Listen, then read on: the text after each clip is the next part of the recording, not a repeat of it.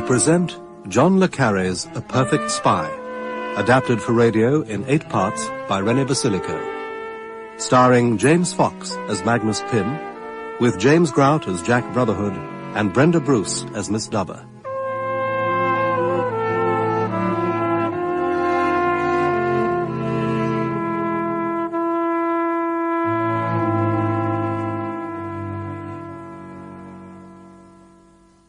A Perfect Spy, Part 1. Don't just stand there, Magnus. Pass me those pearls, will you? Oh. You look already ravishing, my little pigeon. I am burning with desire. For God's sake, Magnus. Here. Thank you.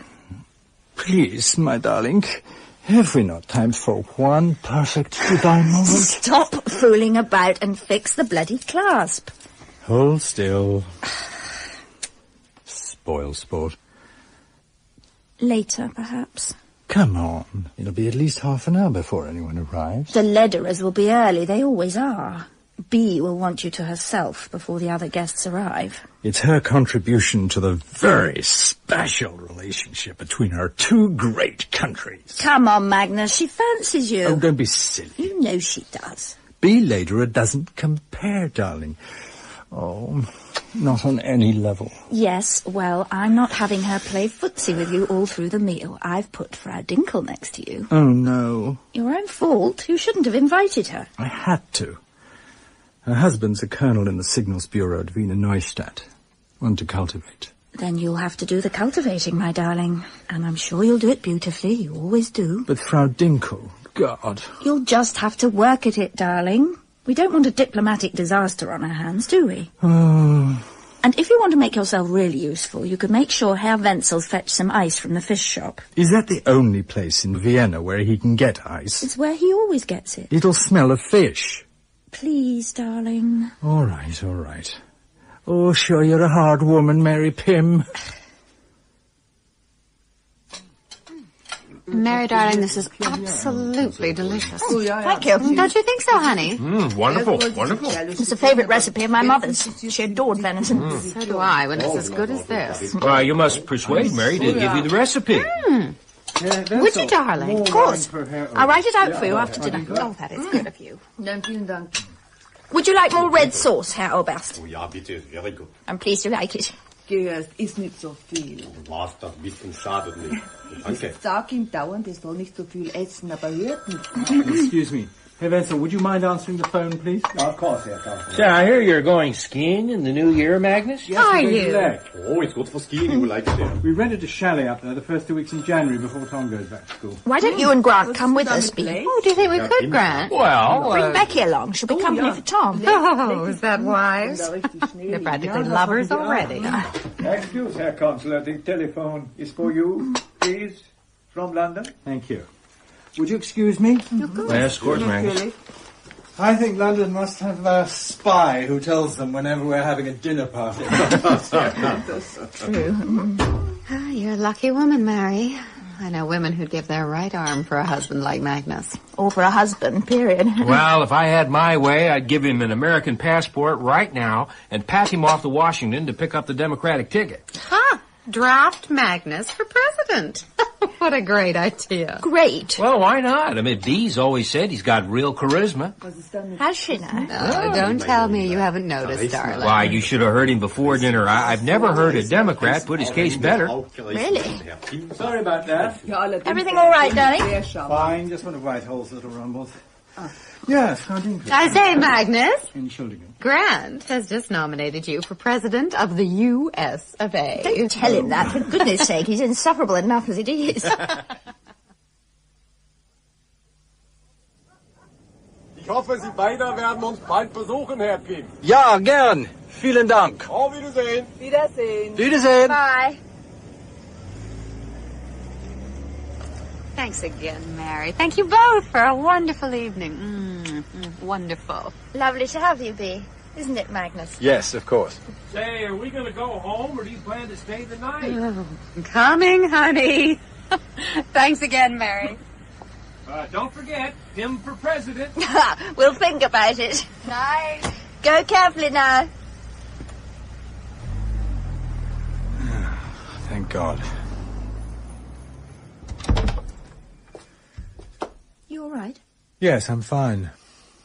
You've been very quiet since dinner. Have I? Since that phone call. That's it, isn't it? Who was it? Jack Brotherhood. Oh? Rick's dead. What? Rick, my father. He's dead.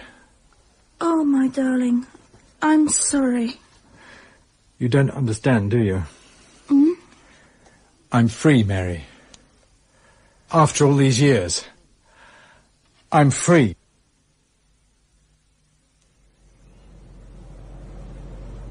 I know there'll be a lot to do, but you will make time to see Tom, won't you? Of course. Rick was his grandfather, after all. I know.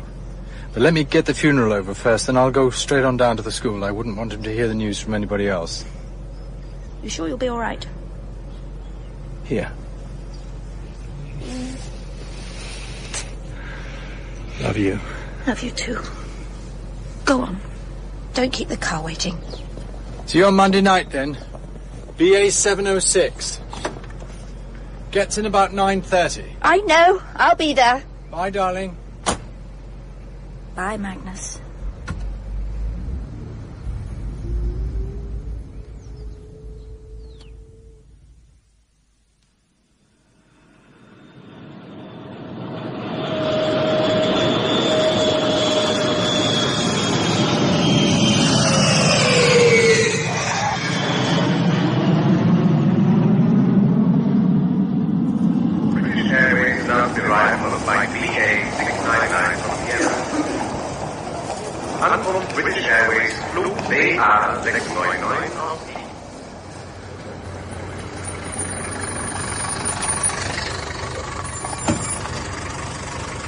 Place, Gov? I think so. Bit of a dump, innit? That's seen better days, yes. Anyway, it's 20 quid in the clock, Gov. That's fine, thank you. Oh, thanks very much, sir. Cheers. Cheers.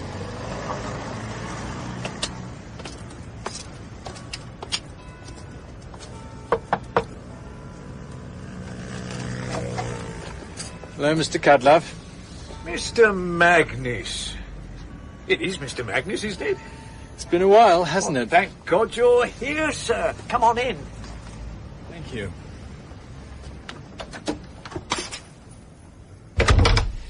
You still working for my father? Not working, sir. Not since they repossessed the rolls. Not much call for a chauffeur without the rolls, was there? But you stayed with him? Where there's life, you know, sir. And Mr. Rick was always very good to me. What's that? What's going on in there? Oh, that's two of his lovelies, sir. Well, you know what Mr. Rick was like. Yes. Meant to be sorting out his personal effects. I hope they're not taking liberties. I'd better go and see. Well, I would be grateful if you would, sir. I've just got a little job to attend to. Won't be more than a couple of minutes, if you'll excuse me, sir.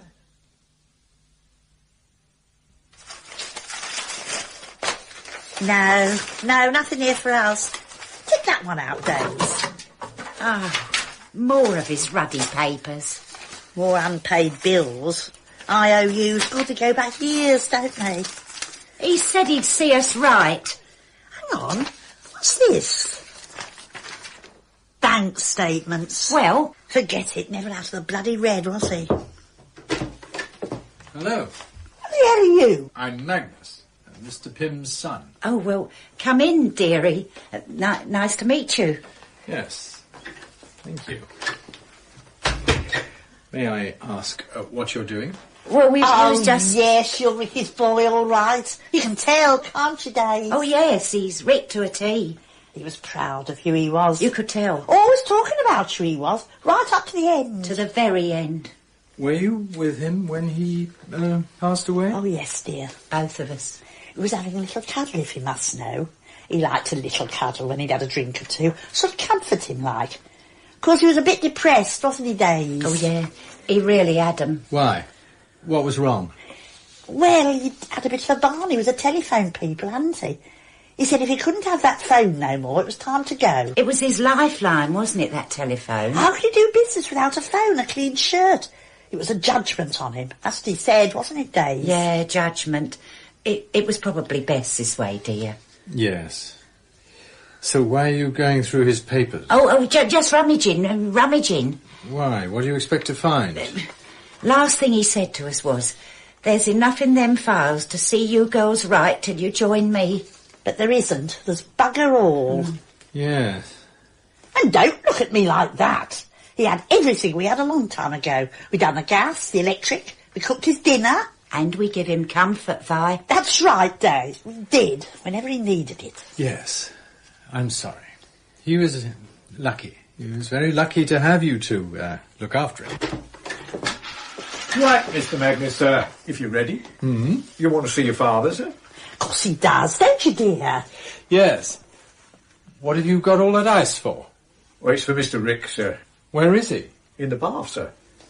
Just along here. Thank you, Mr. Candler. I don't suppose you've got a bottle in that nice briefcase of yours? No, I'm afraid I haven't. Pity.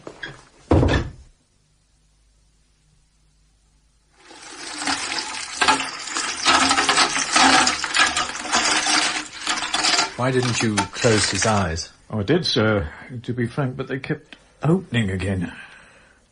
What a tawdry end to come to. Well, there just wasn't the fun, sir.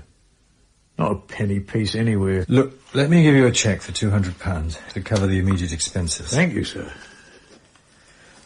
Make it out to cash if you wouldn't mind. I'll need cash in hand. There. If you need more, let me know. Yeah. I'm sorry about this, sir. Yes, well, if you could just get the undertakers to move the body, Mr. Cudlove, then this whole business can be wrapped up as quickly as possible. I understand, sir. Do you think it's time we were going in, sir? In a minute, Mr. Cudlove. You feeling all right, sir? Yes, I'm fine. Thank you. Good morning. Good morning. Who's that? One of his creditors, I should think. More than likely. Still, at least, we're not the only ones to see him off. No. When you think of the good old days, sir, and how many people are caused to be grateful for Mr. Rick's generosity. Yes. Where are they now, sir? Excuse me, is this the interment of the late Richard T. Pym? Yes. Oh, thank God I've got here in time. Oh, it's all right, sir. The service hasn't started yet. Actually, he's being cremated. What? He's being cremated. No, they can't do that. They must stop the ceremony. Hey, where are you going? Let me go, please. Well, now, just knock it off. Now, there's a good lad. But I must speak to someone. They can't cremate him. I won't tell you again, sir. But they must stop the ceremony. I'm here to collect Mr. Pym's head. Right, that's it. Out. Let me go. Just a minute, Mr. Cudlove. No, we can do without this. Please, Mr. Cudlove. What did you say? We want Mr. Pym's head. What? It belongs to the hospital. He sold it to us. It's ours. I've come to claim it. You've got a nerve. Here, I've got a receipt. Here. So the butchers, in consequence of the sum of £50 cash, I consent that on my death my head may be used for the purposes of furthering medical science. May I see? Thank you. It is his signature, sir. One of them. Yes. Here. You can't do that. Can't he? I'm going to buy your receipt back for £100. Well, I'm not sure if that's ethical. Well, of course it's ethical. 100% profit. That's handsome, mate. Handsome. There. I think the hospital would have preferred the head. I'm sure they would. Good day to you. Yes, thank you. Thank you very much. Shall we go in, Mr. Cudlove? He couldn't resist it, could he, sir? What? I once heard Mr. Rick say he'd sell his soul if it would solve his liquidity problem. But his head? Dear me.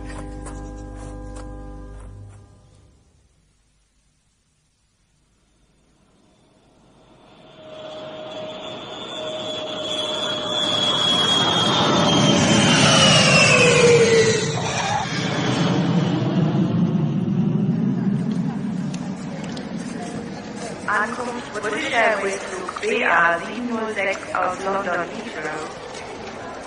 British Airways announced the arrival of flight BA706 from London.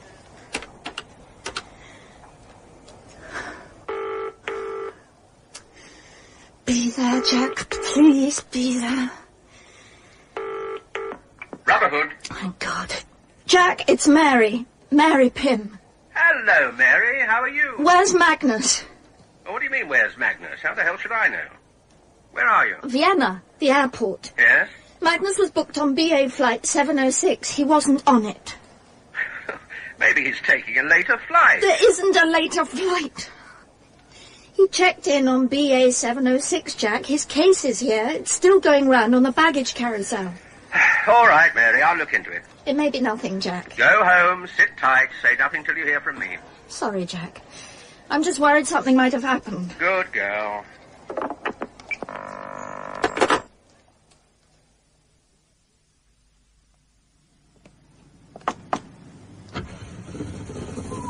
You for hire? Yes, sir. Surprised anyone's here at this time of the morning? There's usually one or two off the night train. Oh, I suppose so. Better you get in, sir. Then perhaps you can tell me where you want to go.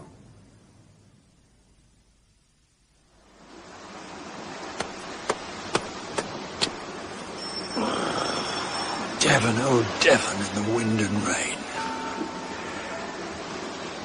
Come on, Miss D. I know you're up. I can see a light. Who is it? It's me, Miss D. Oh, Mr. Canterbury. Just a minute. You bad man. You caught the night train down again, didn't you? Afraid so. Why ever didn't you telephone? I thought next door was up for sale. Seaview? It is. Why? There's a light on in the top bedroom. Oh, that'll be Celia. She rented the top floor flat. Celia who? Ben. Dr. Ben's daughter. She wanted somewhere where she can see the sea and paint it. Oh. Now come in this instant. You'll catch your death. Thank you. Hello, Miss Dubber. How are you? I don't know. Doesn't set foot in the place for months on end. Comes back in the middle of the night and starts worrying about a light next door. You'll never change, will you, Mr. Canterbury? Dear Miss Dubber. Why, Mr. Canterbury, how dare you? Take it off this instant. That horrid black tie. I won't have death in the house. Sorry, Miss D. Who's it for, anyway? Oh, it's just an old Whitehall colleague, no one close. When you get to my age, Mr. Canterbury, everyone's close. I hardly knew the fellow, really. Oh, here, this is for you. Oh, what have you done this time, you naughty man? Open it and see. No, I won't have it. Take it back at once. It's just a little something to keep you warm on a cold winter's night. Oh, you do spoil me, Mr. Canterbury. Any visitors? No casuals, if that's what you're looking for. John and Sylvia illegible from Wimbledon. Now, they've been here a fortnight. They leave tomorrow. He makes computers or something silly. No runaway couples or mystery princesses. I'm not taking casuals anymore. Oh, Mr. Canterbury. They said it was cashmere. Oh, I should think it is. Well, aren't you going to try it on? Oh, really? There now. Look in the mirror. Oh, it's beautiful. The most beautiful shawl I've ever seen. I'm glad you like it. Oh, thank you. Thank you. Mm. Oh, you shouldn't go spending your money on me like that. Does that mean I don't get my cup of tea? Oh, now see what you've done, you naughty man. Come on, into the kitchen with you.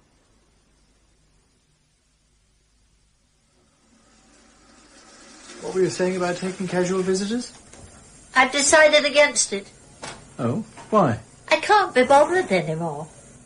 I think that's probably wise. I'll be sitting here sometimes with little Toby when the doorbell goes, and I'll say, "You answer it, Toby." He doesn't, of course. A cat can look at a queen, but he can't answer the door yet. Can you, Toby? So we sit here quite still until the footsteps go away and look for somewhere else. No, I can't be bothered with casuals. Well, I'll be staying for a while.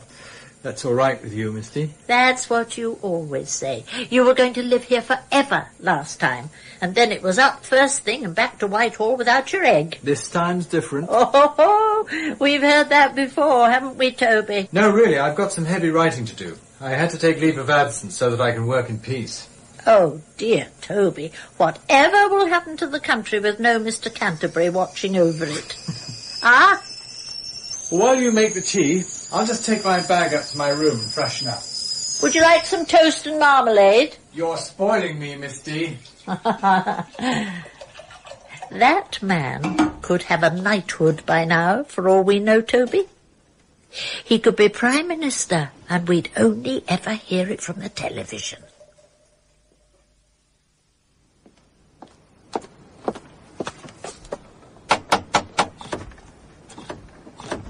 Jack, what are you doing? Has he phoned? No. Has anyone else? No. The Lederers? No, no one at all. I brought you a few house guests. No. What on earth? Relatives from London to console and comfort you. I'm Georgie from head office, and this is Fergus. Awfully sorry about this. And the man with all the boxes is Harry. Hello. He's going to fix all sorts of clever devices to your telephone. Don't worry about it. Just use it normally and try not to think about it. You won't mind if we look around? Do I have any option? Not really, no. You know the routine, Mary. Where do we start, Jack? Upstairs. Right. Come on, Fergus, let's not hang about. We'll do our best not to break anything. Please. I'll start down here then. Fine. Where's he do his homework, Mary? In the old servants' room next to the kitchen. Let's start there. If you say so. In here. Where is he, Jack? He's using tradecraft. Ours. Who does he know in Edinburgh? No one that I know of. Well, they think they've traced him there. I think he took the 5 o'clock shuttle from Heathrow. What do you think, Jack? Knowing our Magnus, he could be in Timbuktu. Is this his diary? Ours? Mind if I look? Well... I'm being polite.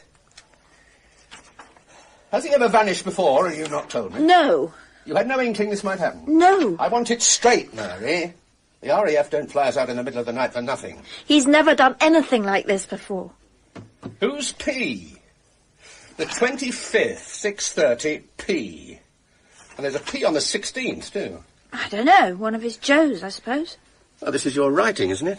Magnus doesn't keep a diary of his own. Says it's insecure. So you write his entries for him? He said that if anyone looked, they wouldn't know which were his entries and which were mine. It was part of sharing. Sharing what? His work. Explain. If he couldn't tell me what he was doing, he could at least show me he was doing it. Did he say that? I could feel it. Feel what? What could you feel? That he was proud. He wanted me to know. Know what? That he had another life. An important one. You mind if I keep this? Yes, I need it. It's my diary too, remember? Well, you can copy what you need before I leave. Thanks very much. Why is the straw empty? I didn't know it was. What did he keep in it? Nothing in particular. Papers, documents, I what? don't know, Jack. How long's it been empty? I don't know. For God's sake, get off my back, will you? Was there a favourite place somewhere? I mean, some hideaway you might go to. He talked of Ireland once. Said he'd buy a croft overlooking the sea and write. I'd paint and he'd write. That was the plan. Northern Ireland or the south? South, I suppose, as long as it was by the sea. Never mentioned anywhere else, just Ireland. The Bahamas. When did he say that? He didn't. He just marked the property advertisements in the Times and left them for me to see. A sign? A reproach. A signal that he wanted to be somewhere else. Magnus has a lot of ways of talking to you. Has he ever talked of doing away with himself? They'll ask you, you know. No, he hasn't. Well, you don't sound too sure. I'm not. I have to think, Jack. He's a very complex individual. Hell, can't you see this has all come as such a total shock? Well, not that total, Mary. As soon as you knew he wasn't on that plane, you were on the phone to me. I was sick of seeing his suitcase go round and round that bloody carousel. And he didn't phone you from London? No. Think, Mary. 5 whole days he was away and he didn't phone you. I've told you, no. But wouldn't he usually? Yes, usually he would phone. He worries about us. He likes to know we're all right. Was that why you went off with such a bang when he didn't show up? Probably. Yes, I think I was already a bit worried. This mustn't get out, Mary. You've got to sit on it as long as possible, you know that. I guessed. There's his Joes to think of. There's much more than just his agents in the field, much more. London's stiff with theories and begging for time. Are you sure Lederer hasn't phoned? You say nothing, do you hear me? Nothing to anyone, and especially nothing to Lederer's crowd. There's trouble enough with the Americans as it is. What sort of trouble? There's no disappearance, nothing abnormal. Magnus went back to London to bury his father. He's staying on for talks at head office. Normal routine. Got it? Got it. Leave it. It might be Tom. I said leave it. Harry! Yeah? Trig this call. Hang on. Now make it good and long, Mary. Spread it right out. You know how to play these games. OK, Harry? Wait one. Go. Nice and slow, Mary. Pym residence. Could be a code call. It is. What do I do? Speak. Hello? Speak up, please. Hier ist die Residenz von Councillor Magnus Pym von der britischen Botschaft. Wer ist da, bitte? So, sprechen Sie doch. Mr. Pym ist im Moment nicht hier. Speak up, please. This line is dreadful. Hello? Can you hear me? Who is this calling? Magnus, for God's sake, where are you, Magnus? Thank you, Mary. Too short, sir. I need another minute at least. Sorry. My fault. I had to cut her off. Was it foreign? Yeah, could be. Could be next door. Don't do that again, Mary. We are on the same side. I know. Sorry, Jack. Cigarette? No, thanks. I'm all right, really. This is an absurd situation, Mary. Yes. Now, let's go through it again, shall we? Starting with the phone call at your dinner party. Now, I tell Magnus his father has died. What's his reaction? We were in the middle of dinner. Yes, I know, but afterwards, when you were alone, how did he seem? Quiet. He just said he was free. I'm not sure what that meant. Free? Rick dies and Magnus is free? Yes. I mean, didn't he want to talk about it? No. He looked lost, Jack. Lost? Like an actor without a part. His father takes up and dies, and suddenly Magnus doesn't have a part. I mean, what the hell's that supposed to mean? I don't know, Jack. All I know is I'm frightened. You and me both. Where the hell is he, Jack? What's happened to him?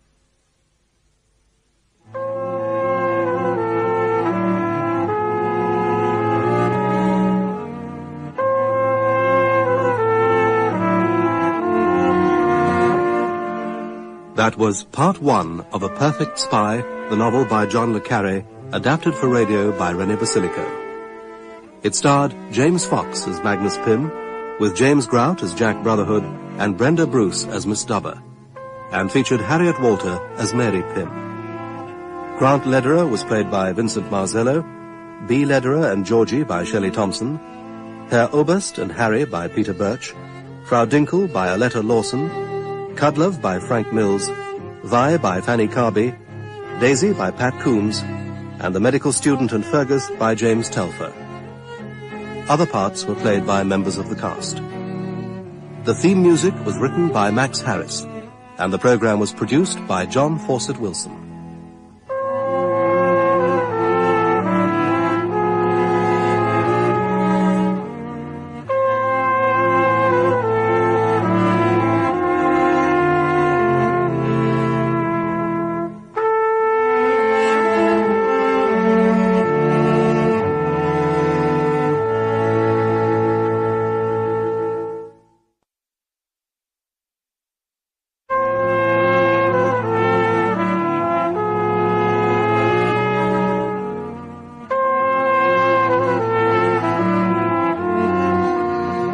We present John le Carre's A Perfect Spy, adapted for radio in 8 parts by Rene Basilico. Starring James Fox as Magnus Pym, with James Grout as Jack Brotherhood and Brenda Bruce as Miss Dubber.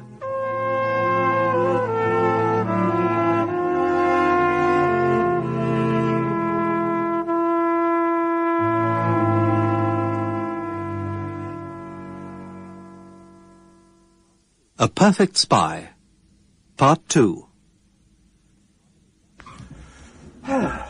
It'll be light soon. Yes. What on earth are they doing up there? Oh, come on, Mary, you know the form. Well, they don't have to tear the whole damn house apart. Oh, don't be so bloody naive. The firm didn't fly us out here to Vienna for a holiday. I know. When someone like Magnus disappears off the face of the earth, London wets its pants.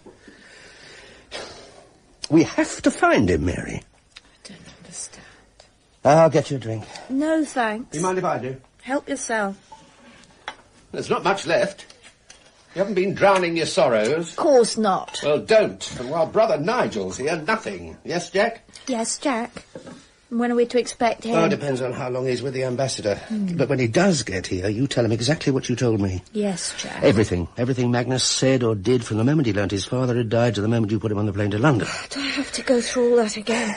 Nigel's 5th floor, Mary. He'll want to hear it from you. Magnus was my man, wasn't he? Mr. Brotherhood! What is it? Would you pop upstairs a jiffy? We found something in the boys' bedroom. Coming! You too, Mary. We found it in the chimney. There's a ledge where it joins the main flue. Oh, it's a funny place to keep an old shoebox, Mary. It's obviously something of Tom's. Children always squirrel things away. You've seen it before, have you? No. You know what's in it? How could I if I've never seen it before? You've no idea what's inside those little bundles? No. Show us, Georgie. Right. Mini camera. Mini tripod. Selection of mini lenses. For the work he does for you, for God's sake. Of course it is. Mini films unexposed. Just because he didn't tell me about it, it doesn't mean it's wrong, does it? Selection of mini filters. Must be for his Joes. If they bring documents to him and he's got to turn them round in a hurry. And one notepad. Fergus. So it's a notepad. What's so sinister about that? Could be rations, but I rather fancy it's Czech. Of course it's bloody Czech. He virtually runs their networks, doesn't he? Have you seen this, Jack? What? A pair of pressed flowers fell out of the back of the pad. Let me see. Careful. They're practically disintegrating. Yeah, they're poppies, are they? Probably. Don't look at me, Jack. I've never seen them before. Don't lie to me. I'm not lying. I've never seen them before. Let go of me. Now, listen to me. Let me go, damn you. You know what I think, Mary Pym? I think Magnus has gone bad. And I'm wondering if you've gone bad with him. No! Then where is he? I don't know.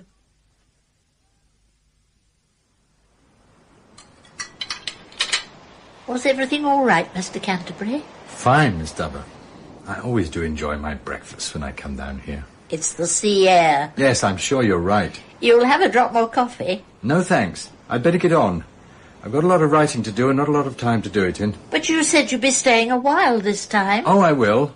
But this is a very big project. Oh? The work of a lifetime.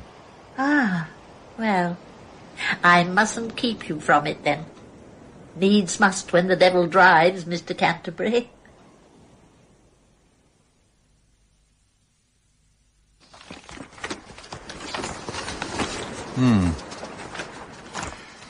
Chapter 1. Draft. There's so many chapter 1s. Notes. More notes. Maybe useful. And this has to be the last, the definitive version. The Magnus Pym that they all thought they knew. Poor Rick. I wonder if you ever knew the Magnus you created. And now you're dead, Rick, I'm free to tell it straight. No excuses, no lies.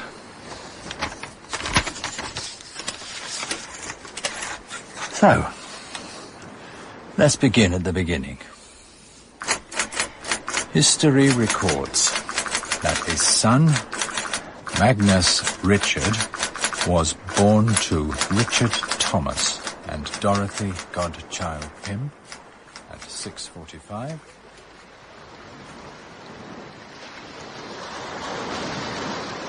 You would take care of people. See them right. That was always your overriding philosophy.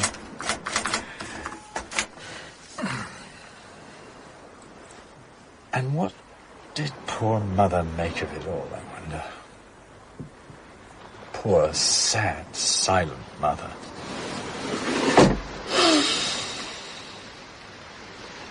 She could see through your charms, couldn't she, Rick? One of the very few who could. Well, where to now? Bern, I think. In Switzerland.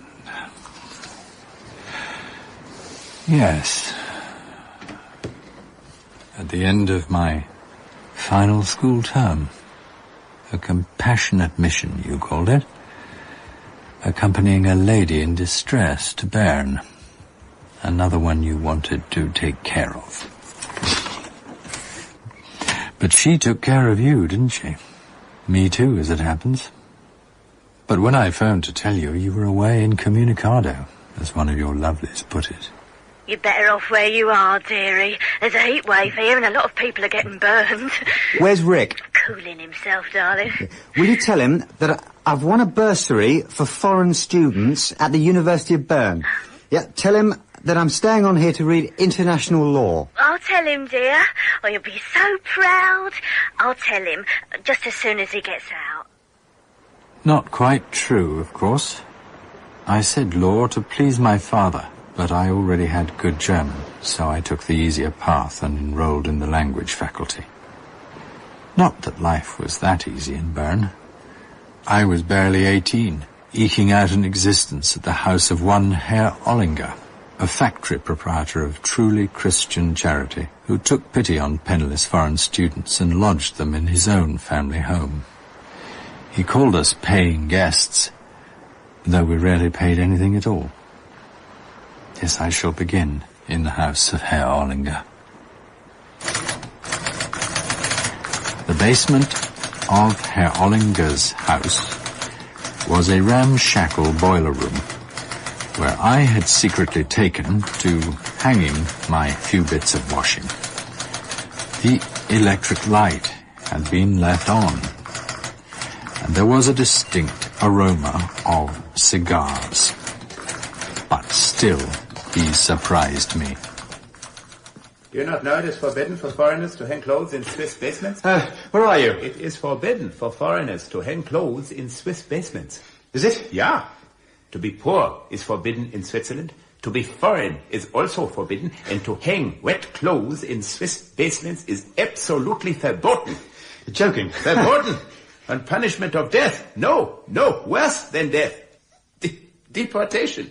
Do you live here too? Yeah, I reside here. Yeah. I haven't seen you before. Herr Ollinger has been a friend to me since 1 week only. And you are the English milord. Huh? My name's Pym. Lord Pym. No, just Magnus. But you are an English aristocrat. What on earth makes you think that? I saw you enroll at the university with a nice white banknote of 5 English pounds. Yes, that doesn't make me an aristocrat. No? No. Anyway, who are you? Axel. Herr Axel? Just Axel. Oh. We are not English aristos like you, Sir Magnus, with many names that must be carried like banners into battle for the sake of our traditions. Now, I help you hang your washing. For days, all I saw of Axel was him limping up and down the stairs in a trail of blue cigar smoke. And then on Christmas Eve, as I was leaving my room to join the Ollingers in their family celebrations... Sir Magnus. Hello, Axel. Schönen guten Abend. This is for you. Merry Christmas. Thank you. I've got a little present for you, too. Merry Christmas. Dankeschön, Sir Magnus. May I open it? Of course. Why else must we wrap our gifts but to enjoy tearing the paper from them? They smell like good cigars, Sir Magnus. Thank you. Oh. Do you not like old books? Oh, yes. Yes, of course. It's beautiful. It's beautiful. It's Simplicissimus by Grimmelshausen, is that? Johann Jakob Christoffel von Grimmelshausen, German novelist of the 17th century. You read German, of course. Well, of course you do. You speak it so good. Come, let us join the Swiss family Ollinger. Yes, by all means. It really is a beautiful book. Yeah. You see, I have made the inscription for you on the inside. Have you? For Sir Magnus, who will never be my enemy. A.H. Carlsbad, August 1939. A.H. That is from another time, Sir Magnus. It no longer exists. When you have read Simplicissimus, you will understand why. Where was Carlsbad? It was in Germany. Now it is in Czechoslovakia, and they call it Carre. But whatever they call it, it is still my hometown, the place of my birth. Then you have given me a treasure from your past. Would you have preferred me to give you something I did not value? Better? Herr Axel, Herr Magnus, come in, come in. Frohe Weihnachten, frohe Weihnachten. That was the first, perhaps the only time that I have known a truly happy family. All that had been missing was a true friend, and now I had found one. Axel! Axel!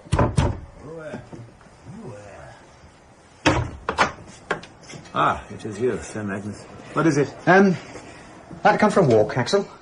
Walking is not easy for me. We can take it slowly. You did say to bang on your door if I was ever feeling lonely. Wait, I wear my coat. But if we are going to walk, Sir Magnus, we must walk maybe a little out of town. Somewhere on that freezing walk, Axel shoved his arm through mine to support himself. We have seldom walked together in any other way. But if he leaned on me physically, I was soon leaning on him intellectually. Within days, we had made a solemn pact to begin the education that neither of us had ever had. Prosit, Sir Magnus. Prosit. We will appoint tomorrow the first day of the world, Sir Magnus, and Grimmelshausen will be our first subject because he taught that everything that appeared right was almost certainly wrong. You are worried, Sir Magnus. No. I'm just wondering whether my German's up to Grimmelshausen. Then permit me to take charge of your German. In fact, I shall not rest until you have achieved perfection, until Grimmelshausen for you is simple, simplicious, simplicissimus. Is it a deal, Sir Magnus? Yes. Yes, please. Your word as an English aristo? My hand on it. And mine, Sir Magnus. Grimmelshausen was just the start. More and more the waking hours between the illegal night jobs Herr Onninger procured for me was spent in Axel's company. Consider, Sir Magnus, if we are to judge Christianity by the misery it has caused mankind, who would ever be a Christian? But no, we must accept no prejudices. We believe everything, as we read it, and only afterwards reject it. That is the secret of an open mind. To consider before we form our opinion. For me, if I'm honest, the substance of Axel's teaching was nowhere near so important as the joy of being taught by him. But now that I had found one best-loved friend, I also found another. In, of all places, the doorway of the Church of St. George, the English church. His card proclaimed him to be Captain J. Brotherhood, Assistant Passport Officer, British Embassy, Bern. And he invited me home to lunch with his wife and his boss, Sandy, presumably the chief passport officer. These really are delicious. Best meal I've had since I've been out here. Thank you, Magnus. It's probably the only decent meal he's had in months. I don't know how you survive out here. Do you have any friends in Bern, Magnus? Some. Yeah, the pretty ones, eh? There are one or two rather exotic beauties at the Cosmo Club, but they seem to be spoken for. I don't think I've heard of that one. The Cosmo Club. Have you, Sandy? No, can't say I have. It's sort of political forum for foreign students. Sounds distinctly fishy to me. Oh, come on, Sandy. Everything sounds fishy to you. Anyway, if there was anything a little nefarious going on, I'm sure Magnus would give us due warning. Wouldn't you, Magnus? Of course. No high-minded scruples about the sanctity of academic study, stuff like that? Well, not if it's for my country. Well said, Magnus. Spoken like a true Englishman. Here, let me top you up, Magnus. God knows why I had to portray such a patriotic version of myself that day, but I felt a kind of kinship with Jack Brotherhood, and I sensed that I had to live up to his expectations. In return, he pushed a few favours my way, mostly technical translations of one sort and another. You'll find they're mainly about funny little Swissy firms that are manufacturing things we don't much like. Nasty things that blow you up. You mean hush-hush sort of stuff? Well, sort of. I see. You interested? Of course I am, yes. Well, we pay. Not much, but then it is for Queen and country and all that. The translations were pretty straightforward and totally unsecret, but a few Swiss francs were riches in those days. And when Jack wanted to compile a student address list to promote one of the British Council's cultural events, I was only too happy to obtain the address list of the Cosmo Club for him. This was well done, Magnus. Very well done. Thank you. There's just one or two sets of initials which need to be fleshed out a bit. I hardly know anyone. This one, for example. It's right at the top. A.H. That's all it says. A.H. Ring any bells? Oh, could be A.H. anybody, couldn't it? Says he lives in the Langasser, care of Ollinger. That's your place, isn't it? Yes. A.H. Oh, you mean Axel? Axel? Friend of yours, is he, this Axel? Well... A.H.? It would fit, wouldn't it?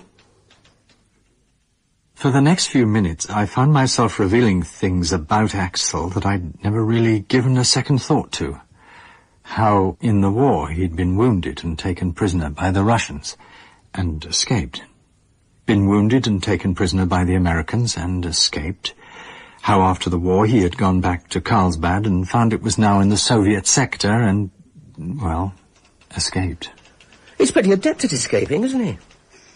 You say he walked here? And bum rides on trains. I see. But didn't you say he had a gammy leg? Well, yes, they had to shorten one of his legs when he got back from Russia. That's why he limps. Still, even with trains, that's quite a walk for a cripple.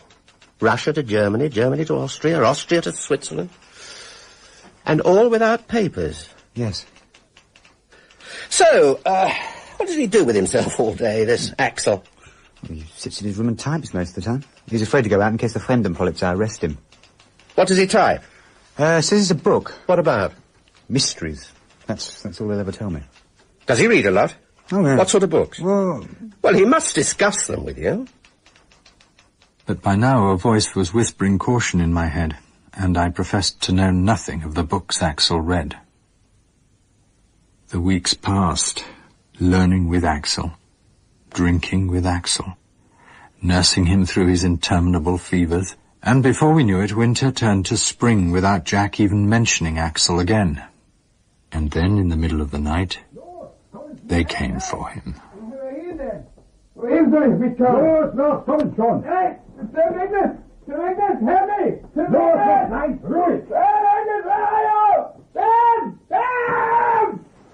I lay there on my bed, listening as they took Axel away.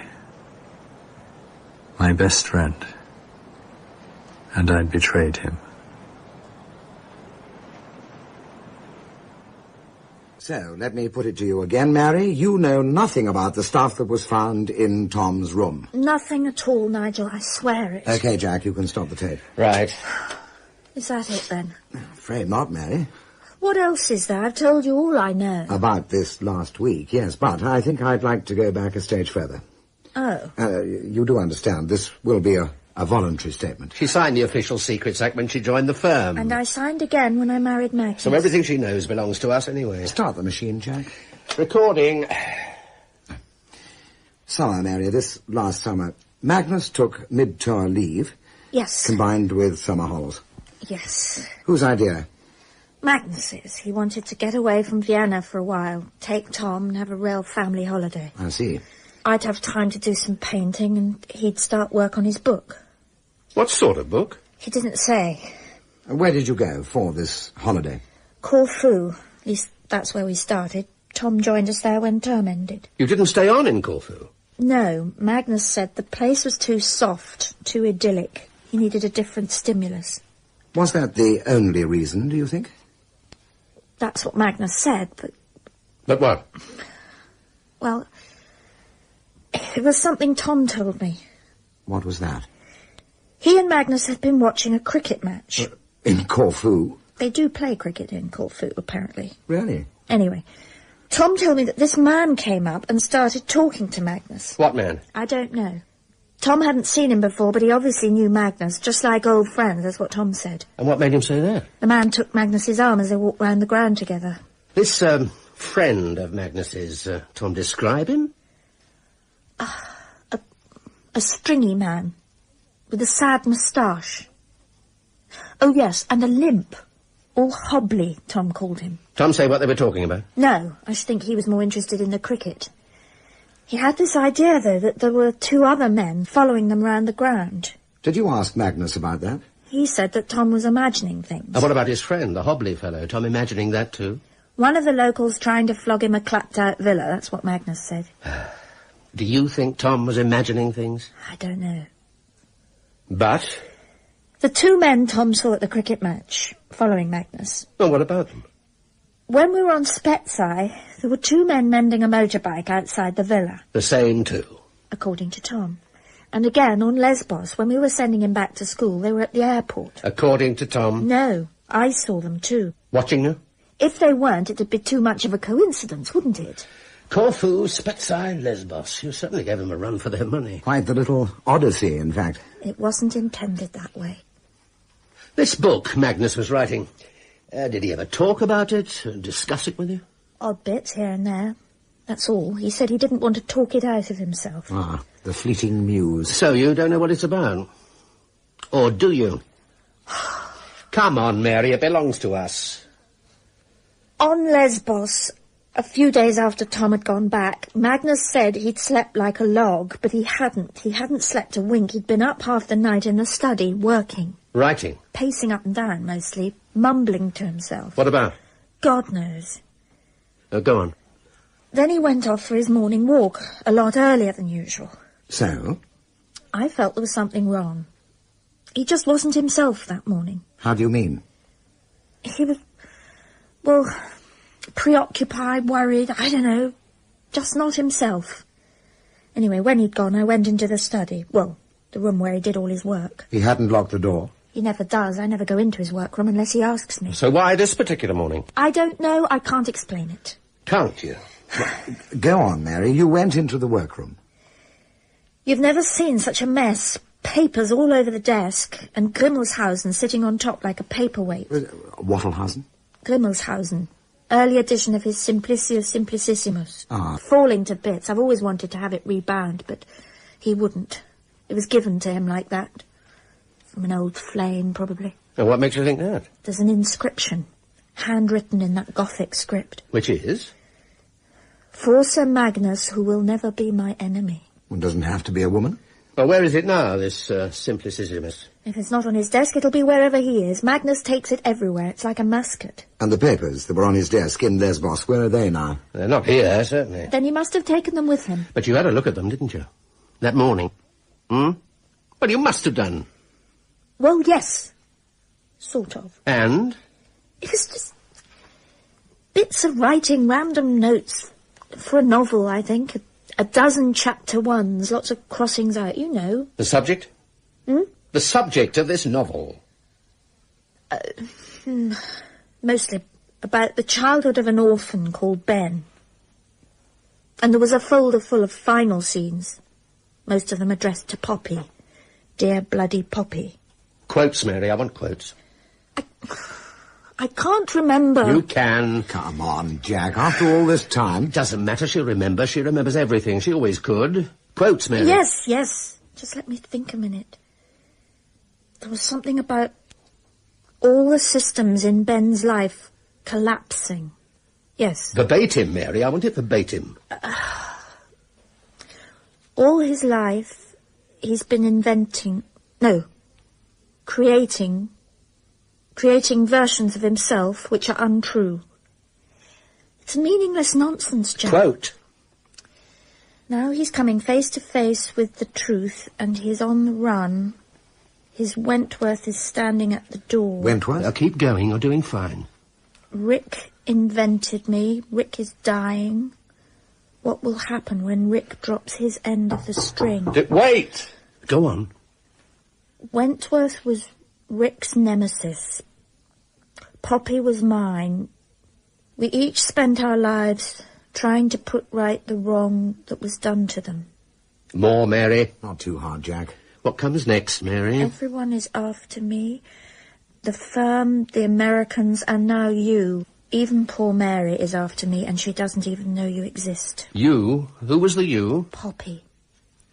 My destiny. Dearest Poppy, best of best friends, get your bloody dogs off my doorstep. Poppy. Like the flowers we found in the notepad. Maybe. But singular. One poppy. like someone's name. And Wentworth like the place? Yes. You know him, her, anyone of that name? No. No. I told you to wait! Go on. There's not much else. I want everything, Mary, everything you remember. There was one single sheet, written in longhand, for a later chapter, I think. But tell me. I am doing what I should have done years ago. To Jack, to Rick, to all the others who stole my life off my plate. While I watched you, Jack, Poppy, all of you, driving me into a lifetime... I said wait, Daniel! Crash message from the embassy. The station burn box is missing. Oh, shut up! Now, yes, Mary, what did you say? All of us driving him into a lifetime's what? What? A lifetime's betrayal.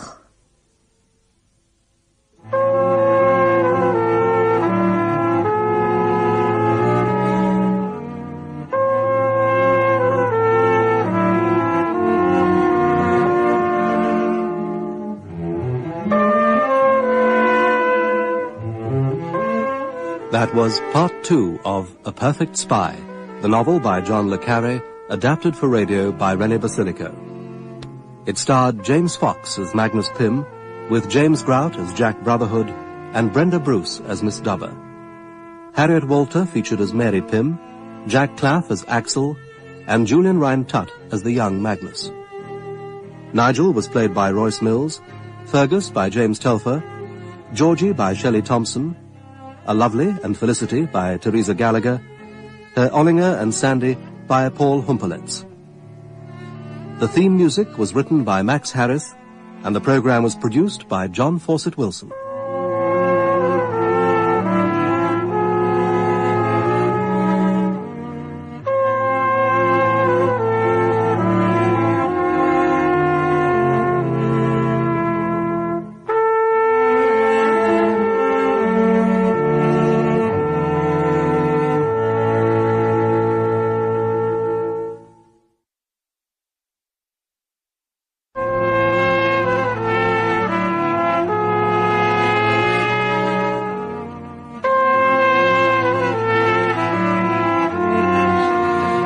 We present John le Carre's A Perfect Spy, adapted for radio in 8 parts by Rene Basilico. Starring James Fox as Magnus Pym, with James Grout as Jack Brotherhood and Brenda Bruce as Miss Dover.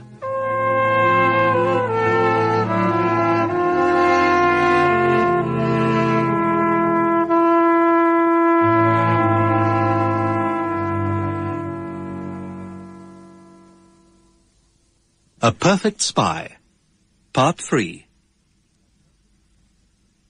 And I don't suppose there's a chance that it's all just pure coincidence. It seems unlikely, Ben. But you've no real proof that it was Pym who took the station burn box. It wasn't signed out to him. It wasn't signed out to anybody. Exactly. But the Chancery Guard said that Magnus called at the embassy on the way to the airport and left carrying a heavy black pouch. And the guard never thought to question him? No. Why not? He knew Pym Senior had just died, and I suppose Magnus was in a hurry to catch the London flight. He can be very pushy. No excuse, Nigel. No. Jack's here, Beau. Oh, bring him in, Kate. Bring him in. Morning, Beau. Nigel. Jack, welcome home. Good flight? Well, it got here. That's the best that can be said for it. Yes, well, sit you down, Jack. Yeah, next to me. Thanks. And you here, Kate? Next to me. Right. Take notes. Of course. Well, Jack, I think I'm more or less up to date on Pym's disappearance. You've heard the tapes? I have indeed. Good. Not good, Jack. Not good at all. Beau was asking what was in the burn box. Well, what you'd expect. Everything we want to destroy in our age. Which is what, exactly? Not much. I mean, agents in place, all our Czechs, a few Hungarians. Just about everyone we ran from Vienna. Yes. So, when do we get them out? We don't. Not yet.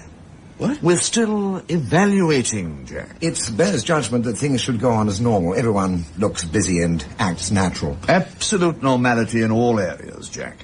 One premature step could be fatal. For the Joes, or for our special relationship with the Americans? We do share your concern, Jack. And if it comes to it, I stress, if it comes to it, we will evacuate the agents. You should bloody well hope so. But soft, Softly, softly, in echelons. We'll call on you if we get that far. At this moment, we want you to concentrate on finding Magnus. That's your first priority. I see. Who better? He was your man, like a son to you, wasn't he? We all felt that. Yes, we did, didn't we? Well, if that's all. I think so. Nigel? No. I'd better get on with it, then. Well, where will you start, Jack? Oh, God knows. I might just drive down to the school and see his son, Tom. He seems to have been the last person Magnus saw before he... well, whatever.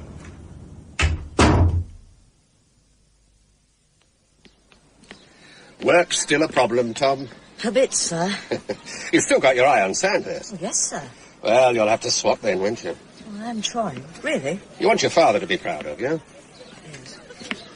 Uncle Jack? Hmm? Is Dad all right? Well, why shouldn't he be?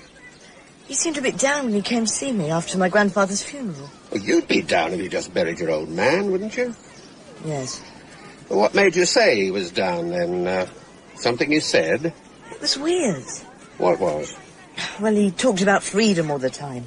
How nobody could give it to us. We had to grab it for ourselves. Damn right.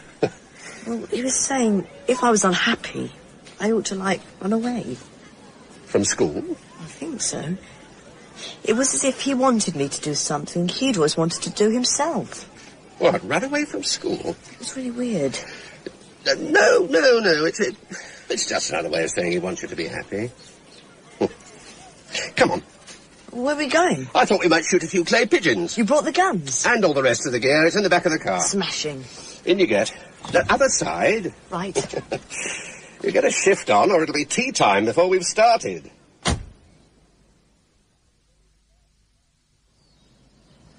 Pull! Shot! Pull! Oh, well done.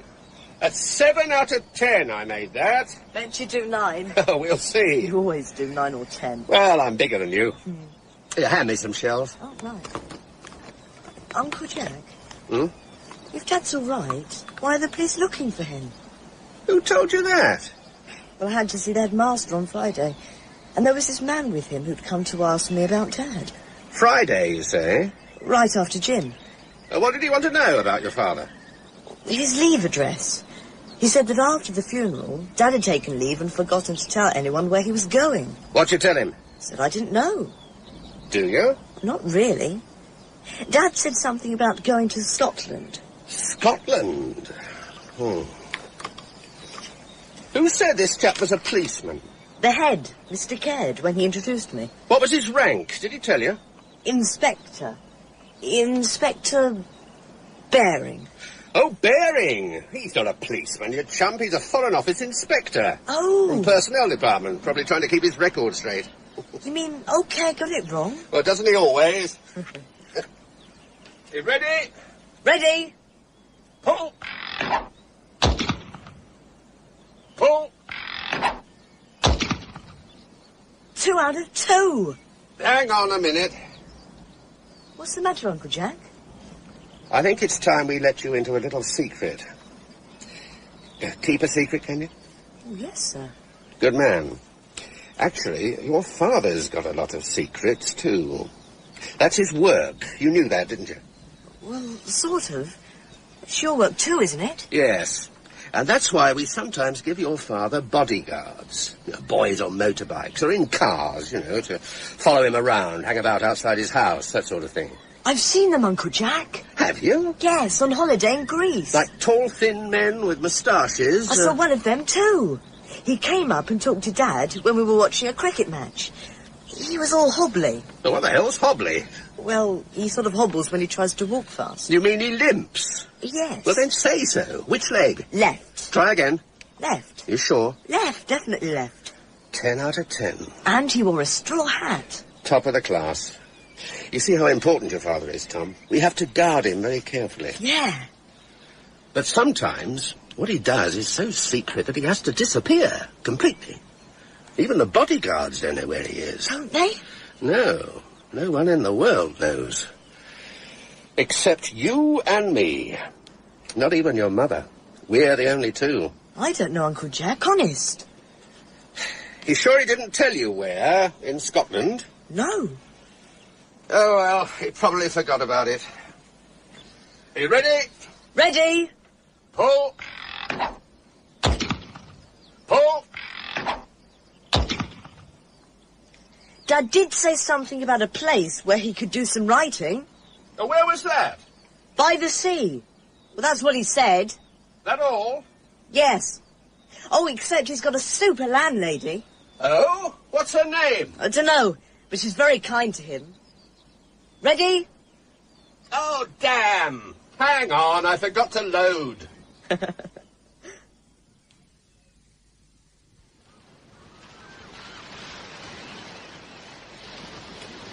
Life in Switzerland was suspended in limbo for months after Axel's sudden expulsion.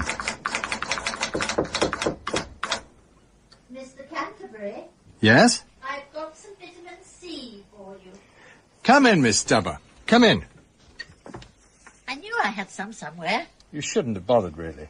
And I've made you a hot honey and lemon drink. I haven't got a cold yet, Miss D. It's only a sniffle. Oh, stop it before it starts. That's what my poor mother used to say. Thank you. You're very kind. You must drink it while it's hot, mind. We can't have you incapacitated. Not before you've finished whatever it is you're writing. It's only my life story, Miss D. My double life story. Now, where was I? Suspended in limbo for months after Axel's sudden expulsion. But the absence of news from Axel was more than made up for by a stream of letters from my father. My dear son, the clouds of misfortune have been swept away by a providence I can only regard as crackerjack, and certain steps are in hand with a view to ensuring that you will never want for anything ever again. I was soon to learn of those certain steps when I was summoned home to a welcoming reception at the Park Lane offices of the latest grand enterprise. I told your father, time and time again, Ricky, I said, you've got to get that boy back home or those foreigners will make a whore of him. It wasn't that bad. And do you know what Ricky said? No, what? I said I had faith in you, son. That's right, that's exactly what you said. Do you have faith in me, son? Of course he has. Masses. See? Why don't you get it a drop more bubbly, Sylvia? Mm-hmm. Oh, yes, I'll just see if I can find another bottle, shall I? What do you think of her, son?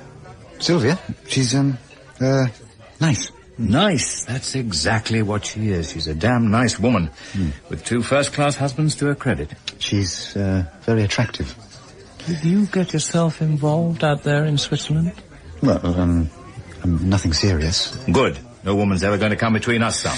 Not between good pals like us, eh? No, never. Here, son. You did a fine job out there in Switzerland. It didn't go unnoticed. Or unappreciated. What's this? Go on, read it. The Pym and Permanent Mutual Property Trust. Registered in Nassau. And you've been appointed its international legal advisor. Legal advisor? For life. Seen the salary? There. It's £500 a year. That should see you through Oxford, eh? Oxford? That's what I said, son. You mean the university? Where else would a son of mine be going? Dad, I don't know what to say. Learn the law as if your life depended on it. That's what you're being paid for, son, to learn the law. In Rick's eyes, university was a necessary prelude to having me appointed Lord Chief Justice, and thus securing for me a place among what he was pleased to call the highest in the land. But I hadn't been up at Oxford more than a week when I received a handwritten communication from the Regius Professor of Law. Dear Mr. Pym, yesterday Messrs. Harrods delivered to me a case of the most excellent port, together with a charming letter from your father, which would appear to commend you to me as my pupil. While it is not in my habit to turn away such generosity, I fear that the gesture would be better directed to my colleague in the Modern Languages School, since I understand from your senior tutor that you are reading German. I would be grateful if you could therefore arrange for this thoughtful gift to be redirected to him. I was carting the case back to my rooms when I ran into Kenny, Sefton, Boyd. We'd been at school, prep school, and God knows where else together, but Seth had come up a year ahead of me, and now ran with a rich crowd at Balliol. What the hell you got there, Pym? Port. Oh, okay, Soggy. Yep, good stuff, too. Oh, let's have a look. Oh, where do you get it? Oh, some rich queen in Merton's trying to get me into bed with him. Ah, well, he may not know it's Pym, but he certainly knows his port. Let's cut it down to the grid. If this doesn't get you elected, nothing will. Come on.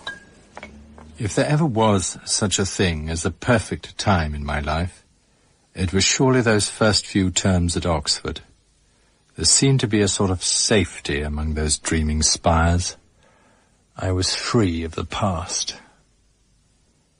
And that first glorious summer, devoted almost entirely to girls, holding hands, gazing into eyes, and desperately trying to impress them with tales of my suffering at the hands of the murderous Swiss police. But I thought the Swiss were so terrifically neutral and humane. Not if you're different, Sarah. Oh. Swiss have two laws that really matter. Thou shalt not be poor, and thou shalt not be foreign. I was both. Poor you. Oh, you've really been through it. It was for England, Sarah. I had to do the most awful things to people. What sort of things? I can't tell you. I can't tell anybody. They'd kill me. Oh, no. I love you, Sarah. You can put your hand up my skirt if you like. And so it went on. A different story for every girl. Little did I realize then how I was tempting Providence, calling down a fate on myself as surely as if I had begged for it by name. And sure enough, the divine response was waiting one Saturday morning in my cubbyhole at the porter's lodge. Ah, Mr. Pym, sir. A letter for you. Oh, thank you. And a word in your ear, sir. Yes, Bodkins. What is it? If your young ladies could content themselves with merely spraying perfume on their missives, sir, rather than pouring it on, I think we'd all be grateful. Sorry. The place is beginning to stink like a French brothel. The perfumed missive came not from a female admirer, but from Captain Jack Brotherhood, en route from Bern to a posting with a military mission in the Trucial Oman Emirates. My dear Magnus, just a line to wish you well with your studies and to repeat my interest in your progress. I have taken the liberty of passing your name to a colleague of mine, as there are important matters of mutual interest that you might be able to help us out with. His name is Michael, and he will be in the saloon bar of the Monmouth Arms at Burford at around midday on each of the next 3 Mondays. Should you care to meet him? Fate had caught up with me. That letter was to destroy the very safety I thought I'd found at Oxford. The following Monday, I went to Burford, armed with a copy of the Financial Times, for ease of recognition, as Jack put it. What's yours, sir? Oh, just half a bitter, please. Make that 2, Squire. 2 halves a bitter? No. Uncle's in the chair today. Why don't you park yourself in the corner there? Right. Don't forget your paper. I no longer recall the exact words that passed between us that day. It was anyway a matter of form rather than content. Behind the veiled words and the oblique approaches, we both understood the real substance of that conversation. Somebody's got to dredge the trains, old boy. Unless we want them to steal the ship from under us, which I don't, thank you very much. Fancy another? The particular drains that I was being asked to dredge were mostly of a pinkish hue. The Hegelian Society, the Coal Group, the Society for Cultural Relations with the USSR. Uncle Tom Cobley and all. What the hell are you running with all those Reds for? What do you mean? Well, someone told me you made some piss-awful speech at the Coal Group about the madness of war or something equally idiotic. Oh, that. Well, what the hell is the Coal Group, anyway? It's a discussion group run by G.D.H. Cole. Never heard of him. Don't want to. It explores avenues of socialism. Are they queer? Not that I know of. Well, explore someone else's avenues. Damn it, Pym, you're supposed to be a member of the grid, now behave like one. I like to see all sides. They're not all sides. We are. They've pinched half Europe already. Exactly, Seth. I'm doing it for my country. Bollocks. You're faffing around in Fantasyland again. But this time I was telling the truth. Perfumed envelopes were arriving from Michael every week now, suggesting areas of interest, ranging from the composition of a delegation to the Sarajevo Youth Festival to the antics of the Hungarian wife of a visiting lecturer from Leeds. It was all the same to me. It had become a way of life. I've just seen your nasty name on a poster, Pym. College Secretary of the Socialist Club. I mean, damn it, what's your father going to say to that? What do you mean? Well, it's a betrayal, an absolute bloody betrayal. What is? You!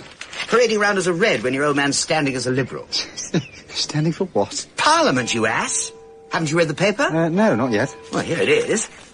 Gulworth North, R.T. Pym, philanthropist and property broker. Yeah, let's see that. There couldn't possibly be two R.T. Pyms, could there? And there, staring out at me from the newspaper, was Rick's portrait of self with red setter. The absolute epitome of sturdy yeoman respectability. Mr. Canterbury! Mr. Canterbury! Coming! Yes, Miss Dubber, what is it? Dinner will be ready in about 10 minutes. Righto. Would you like it in your room? No, I'll be right down. Pour your sherry, Miss D. Oh, thank you. Who's the poached egg on toast? Me, please. There you are, my dear. And a pot of tea and toast for you, sir. Thank you. I'll bring some cakes as soon as you're through that lot. Right. Well, all right, Tom. Fine, thank you. I don't suppose your father's been in touch since he came down to see you? On the phone or anything? Oh, he wrote me a letter. Quite long thing. Oh, must have had something really important to say to you. Oh, I thought it was a bit weird, actually. Well, he was cut up. His old man dies, so he writes to his son. I mean, what's wrong with that? That's what's so weird. Well, I'm not with you. Well, he wasn't cut up. He was, well, sort of pleased. He actually wrote that, did he? Well, he said Grandad had gobbled up all the natural humanity in him, and he didn't want to do the same to me. Well, that's just another way of being cut up, isn't it? I suppose so. What else did he write? Well, there was a whole lot of other stuff about Sefton Boyd's penknife, and some writing in the staff loo. Who's Sefton Boyd? Boy at school. His father was at the school too, same time as Dad. He's a member of Parliament. And, a friend of your father? I think so. It's quite a coincidence. Weird. You've got the letter with you? Can I see? He may have said things he didn't mean to, you know, the way it is when you're very upset. Thanks. Reading, is that, the postmark? Think so. First post Tuesday. Probably missed the last post on Monday. Yes, I hadn't thought of that. Do you mind if I hang on to the letter for a bit, Tom? So that we can talk about it next time I come down. Okay. Poached egg super, Uncle Jack. Absolutely perfect. Good.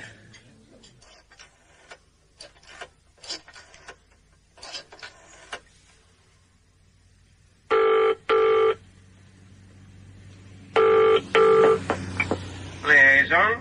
Inspector Bellows, please. Ah, Jack Brotherhood. Greetings. What can we do you for? Interested in one Sefton Boyd, MP. Wait one. Just feed it in. Right. Sir Kenneth Murray Sefton Boyd, no hyphen. Member for... Oh, God knows how you pronounce this. No matter. Married, is he? Separated stroke divorced. One son, aged 12, lives with a mother, currently at prep school... Yes, I know. Where can I contact Sir Kenneth? Got a house in Chelsea. Oh, hang on. There's some more gent coming up. Oh, yes. Our Sir Kenneth's got a lad called Stegwold living with him. If you were old enough, I'd read you his record. For what? What do you think? OK, give me the address, will you? You got a pencil? Shoot. Right. It's a square just off the Brompton Road. Number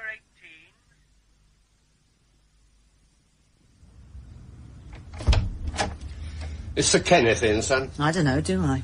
Hey, you just can't come in here. It's all right, he knows me. But... Name's Marlowe, son. Jack Marlowe. Who is it, Steggy? Bloke called Marlowe. Says he knows you. Where from? His constituency. Your constituency. Better show him in, then. You can hang your coat there. Thank you. It's in here. Marlowe, was it? Yes, Jack Marlowe. How do you do, sir? What's this about, then? I'd like to speak to you alone, if I may, sir, on a private matter. You're not one of my constituents. No, Sir Kenneth. What, then? Copper? Of sorts. It's my card. Inquiries affecting national security, eh? You can ring Scotland Yard if you wish to confirm it. The number's there. I thought we were going to the Albion. I can't, not yet. You promised. You go on ahead, Steggy. I'll follow on later. And close the door after you. Don't want him hearing any of this. With his record, I don't blame you. So you're a spy, are you? Of sorts. Ah. You're not surprised to see me, sir? Take a bit more than that to surprise me, madame. Anyone else been here to see you? Foreign gentlemen, Americans? Why should they? Well, it seems that your old school pal, Mr. Magnus Pym, has disappeared. They're looking into everyone who might have knowledge of his whereabouts, sir, and that would naturally include you. Is he here? Who? Pym. Dunno. Who's Pym? You mind if I look around? Got a warrant? No. Get a warrant and I might let you look. How old is Steggy, Sir Kenneth? Old enough. How old was he when he started here? Don't know. Look it up. I'm Pym's friend, too, you know. Doubt it. What's he been up to? Selling national secrets, for the look of it. For money? Probably. Want a drink? Scotch? Beer? Well, I wouldn't say no to a whiskey, sir. Should think not. Damn decent malt. No, Magnus never cared about money. Love was all he cared about. Didn't know where to find it. Well, sit down then. Thanks. Help yourself to water. Thank you. Who's Poppy? Never heard of her. Or him. Nice thought, but no. Wentworth? Hate the place. He has been in touch with you, hasn't he, Sir Kenneth? Recently? Maybe. When was this? Monday night. Pissed out of his skull. Didn't recognise him at first. Hadn't heard from him for years. And suddenly he phones me. Where from? Any idea? Dunno. Call box somewhere. How did he sound? Tense? Nervous? Pissed, I told you. Couldn't tell whether he was laughing or crying. Said his father just died. He was over here to bury him. Drowning his sorrows, I should think. Next thing I knew, he was babbling on about carving my initials in the staff loo at our prep school and getting me flogged for it. Ah, yes. Suppose I deserved it, really. I gave him a hard time at school. Always ragging him about his family. Did you ever meet them? Met his father once. Real con man, you know. Damn near ruined my arm with some hokum about building a new airport in Scotland. He even tried to get into Parliament. Really? Pity he didn't. He'd have been in good company. Yes, wasn't very nice to Magnus in those days. But you wouldn't let an old chum down, He's not here, I promise you. And you've no idea where? Not really. Witted on a bit about taking himself off to some sort of secret place, write a book, set the record straight. What record? God knows. Some nonsense about this Brotherhood he worked for. Couldn't tell whether he was gibbering about the Masons or the Mafia. Then there was this other chap, you see. What other chap? Don't know, didn't get that bit. Drunks bore me. I'm one myself, you know. Did he, have a name, this other chap? Don't think so. Didn't stick if he did, sorry. And this secret place of his, where was that? Didn't say. His business. Oh, of course, yes. And Pym told you he worked for this other chap? Said he worked for both of them, actually. The Brotherhood and the other chap. Oh, God.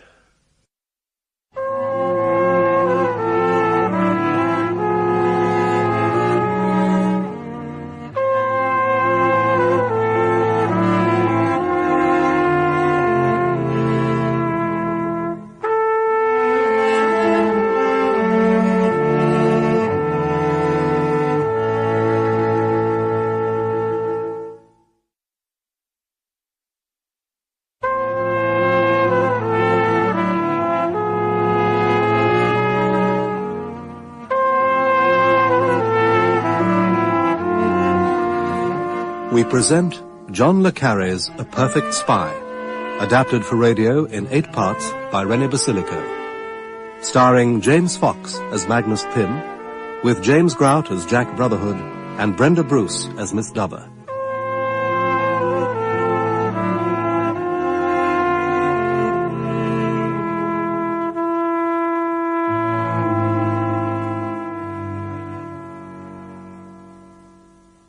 A Perfect Spy. So, it would appear that you're no further forward, Jack. No, except I'm pretty sure that Pym's still alive and well. And living where, exactly? Some secret place. I mean, that's all either Tom or Sefton Boyd could tell me. And you think it's on the other side of the fence? It's a possibility, isn't it? It's all so circumstantial, Jack. You said so yourself. Well, I was wrong. Well, who says so? Only you, I think. Me and a Czech code pad and a Czech camera and all the other stuff we found in Vienna. All stuff Magnus could have acquired playing his agents back and forth across the border. And kept hidden in a chimney. Wherever. That doesn't make him a thief. Not in my book. What does it make him? Careless, cavalier, perhaps. Oh, it's not in his makeup. He is rather acting out of character. You think he's had a crack-up, is that it? It's not beyond the bounds of possibility. We can't condemn what he's done, Beau. I don't, Nigel. But I think I can understand it. But I shall certainly want to know why he took the Vienna burn box. Oh, what the hell does the burn box matter? He knew what was in it anyway. He wrote most of it himself. Yes. So, as I see it, there's no real justification for me to go to my minister and say, we've found another one. Or to go to the Americans. Heaven forbid. Bang would go the whole special relationship with the agency. Absolutely. You wouldn't want me to risk all that, Jack. Not until we find Pym. Or at least discover what happened to him. That's what it's all about these days, Jack. Not upsetting the political apple cart. So what are we supposed to do? Batten down the hatches and keep looking for Pym? That's about the size of it. Oh, by the way, Beau feels you should stop flying solo. Oh, for God's sake. No, I'm afraid I agree with him, Jack. You do want me to find Pym? Of course we do. He's your man, after all. Oh, thanks. But you're to start nothing without my say-so. No new initiatives. And what about the old ones? Well, which in particular? Young Tom Pym. I've got a letter Magnus wrote to him. What? Since he disappeared? Mm-hmm.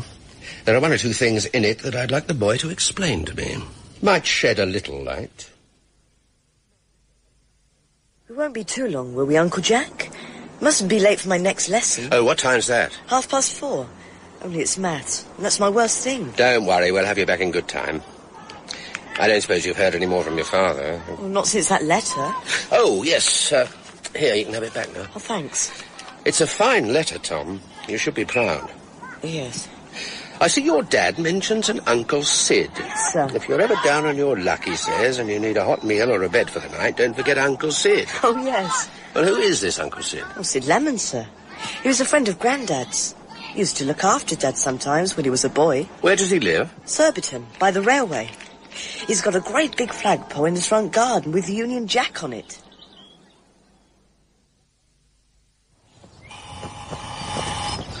Who the hell's that? You, Mr. Lemon? What if I am? My name's Marlowe, Jack Marlowe. Could I have a private word with you? I've got 2 private words for you. Piss off. Look, I'm a friend of Magnus Pym's. Why the hell didn't you say so in the first place? Come in and have a wet. Through here, Squad. Thank you. Leave the door, it shuts itself. And next time you press that bell, just say you're an Englishman. Oh, I'm sorry. How is young Magnus? Oh, in good shape, all things considered. His father died, you mean? Yeah. I couldn't get to Rick's funeral. I wasn't well enough. How was he? I'm told it was beautiful. Yes, it would be. You'll have to do the honours, Squire. I'm still not myself yet. Yes, of course. I'll take a drop of the Scotch rum for me health, and you'll please yourself. Where? In the corner there. Ah, yes. Just lift the lid. But like this? You know it? Yes, of course. Of course you do. Now put the lid down. Now pull it up again. And Bob's your auntie. Scotch, you said? Yeah, right-hand corner. Ah, got it. Here, Rick gave me that.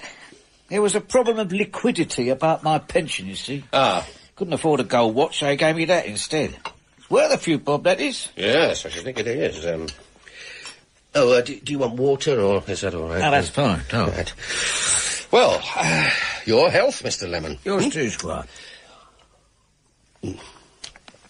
Are you a bogey by any chance? What makes you think that? I smell 'em a mile off, bogies. Many's the time I walked into the office and I'd know. I'd hear the quiet and I'd know there was bogies about. Having a quiet word with Ricky, most like. And I'd leg it out the back door. I was faster on my feet in those days. Oh, when was the last time you saw him, then? Ricky? Oh, let me see. No, Magnus. Oh, Magnus? Couple of years. He stayed away after Meg passed on. Didn't like people dying on him, I suppose. I thought he came to see you more recently than that. Oh, yeah? When was that, then? After the funeral. Came and chatted to you about old times. Magnus tell you that, did he? He told Tom. He didn't tell you, though, did he? I don't suppose he mentioned Poppy when he talked to you, did he? Magnus playing with the ladies again, is he? Like father, like son. What about, Wentworth? I don't think I know a Wentworth, Squire. Why, is a Wentworth giving the boy trouble? No. Tell me something. What's that Union Jack doing out there in the front garden? It's a scarecrow for foreigners, is what it is. And for bogies. What's this, then? It's my card. I'm in the same business as that flag. Is this a con? No. I'm here because Magnus is in a spot of trouble. What sort of trouble? He seems to have disappeared. Well, just like that? He was working undercover for his country. Do you swear to me, Copper, Scout's honour? Yes. And may you rot if you're lying to me. And may I rot? Yeah, all right, he was here. Came here to con me, the young tug. He wanted Bandula. What the hell is Bandula? A bloody great filing cabinet. Metal, next best thing to a safe. Rick kept all his papers in it. What kind of papers? His whole life. His secrets, his debts, everything. And Magnus wanted to take it away? No, I wouldn't let him at first. There are some bad things in Bandula. Wentworth was one of them. I don't know about that other you mentioned. And Magnus left with the cabinet? Oh, yeah, perched on his head like a bleeding coolie. He sent the lorry, didn't he? Oh, yes, of course he did, yeah. You see the lorry? What do you think? Major entertainment around here, lorry is. What was the firm? God knows, it was just a plain green lorry. How many men? 2. Did you sign anything? They'd be daft. They just loaded up and buggered off. Where to? The depot, of course. And where was that? Canterbury. Are you sure? Of course I'm sure. Package for Canterbury, that's what they said. Not a package for Pym? No, Canterbury, I told you. Call at Lemon and pick up a package for Canterbury. You didn't happen to see the number of the lorry, did you? Of course I did. Wrote it down. Lorry numbers, that's my hobby, isn't it? Oh, sorry.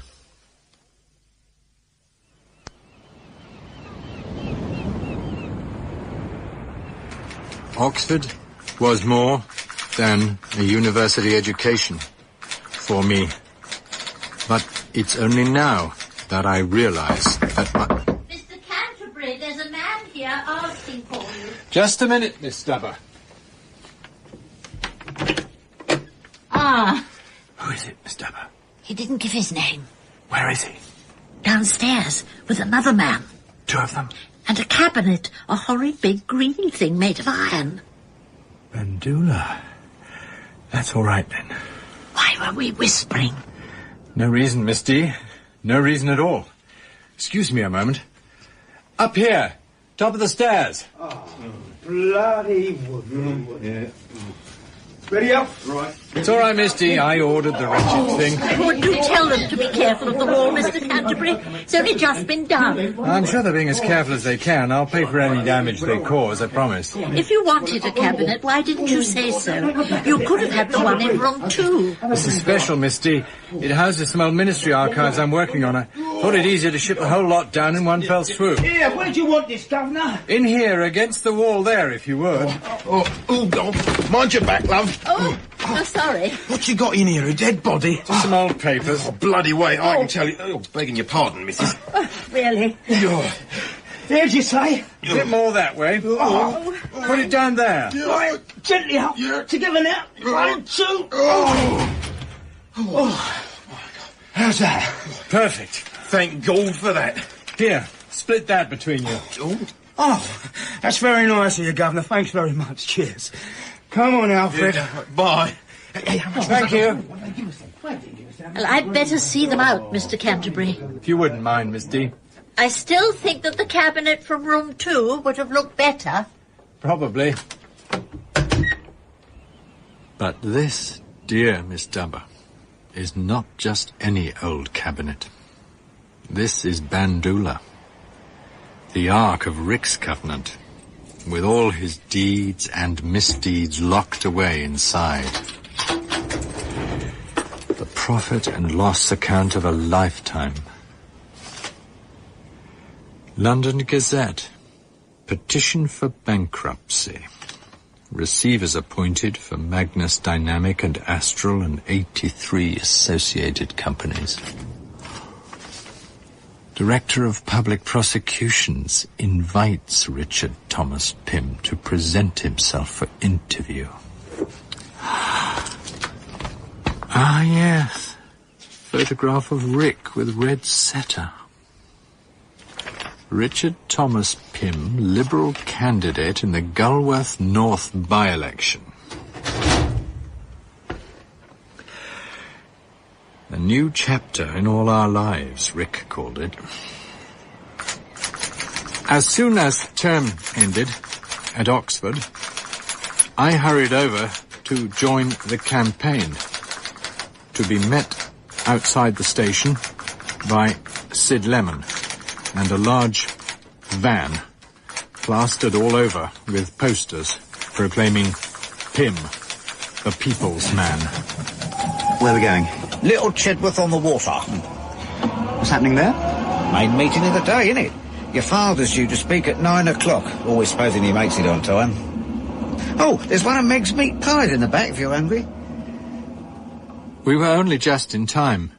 The Temperance Hall was buzzing with anticipation, and we had scarcely taken our seats on the platform before the agent was introducing my father to the audience. Ladies and gentlemen, I have great pleasure in introducing the next Member of Parliament for the Gulworth North constituency, the People's Choice, Richard Pym.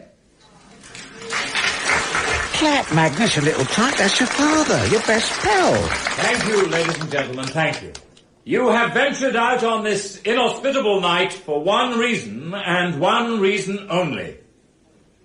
Because you care about your country, as I do, and you care about its people. That's 2 reasons.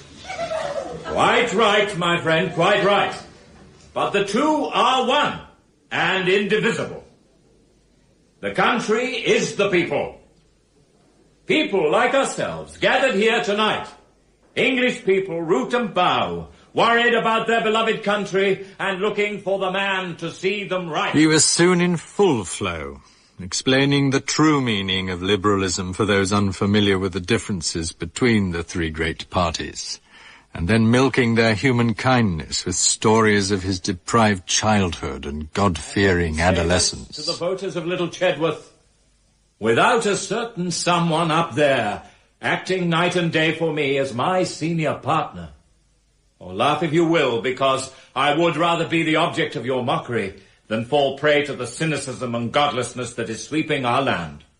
Without that certain someone up there, I wouldn't be where I am today, offering myself, be it never so humbly, to the people of Gulworth North. Every face in that little hall was turned flower-like towards the warmth of Rick's all-embracing light. Every face, except one. Yeah, look at that miserable old cow. Where? Third row back, in the widow's weeds. Oh, yes. Maybe she's in mourning. What, for the Tories, you mean? Thank you, ladies and gentlemen. I understand our candidate's celebrated young son, Magnus, is among us here tonight. Stand by, Magnus. You're on your Burke. Stand up and take a bow. Smile. Campaign. I'm sure we'd all appreciate a few words from you, Magnus. Go on, say something nice about your old man. Thanks for coming, son. I knew you wouldn't let me down. What can I say, Dad? Whatever's in your heart, just say it from the heart. Ladies and gentlemen, I expect that many of you here tonight are asking yourselves what kind of man my father is, even after the fine speech you've just heard. Well, I can put it quite simply. Your candidate is the most honest, the truest friend a man could ever have, and I should know. My father has been my best friend, my closest pal, since the day I was born. Thank you. Marvellous, Magnus. Marvellous. You're right, Dad. Fantastic, son, fantastic. If I'm spared to be 100, I'll never be a prouder man. Never. But amid all the euphoria and self-congratulation, I remember being worried, like every performer since time began, worried about the only member of the audience who did not applaud me. Who was that woman, Dad? Which woman's that, son? One all in black, sitting 3 rows back. Can't say I noticed her. But I noticed her. Every day at every meeting she would appear, like Banquo's ghost, unwanted at the feast. That gloomy woman was there again, Dad. Why is she following us around like that? Don't know. The other side probably sent her to put the mockers on us. Just the sort of thing they would do. Yeah, but who is she? Keep your mind on the election, old son. Never mind anything else. Then one evening, returning from a hard day's canvassing to our campaign headquarters at the Temperance Hotel, I chanced to see her, creeping in at the back door, and followed her down to the cellar, where I found her, testing Bandula's locks with what looked like a small chisel. Who's that? What are you doing? Magnus, isn't it? Who are you? My name's Wentworth. Peggy Wentworth.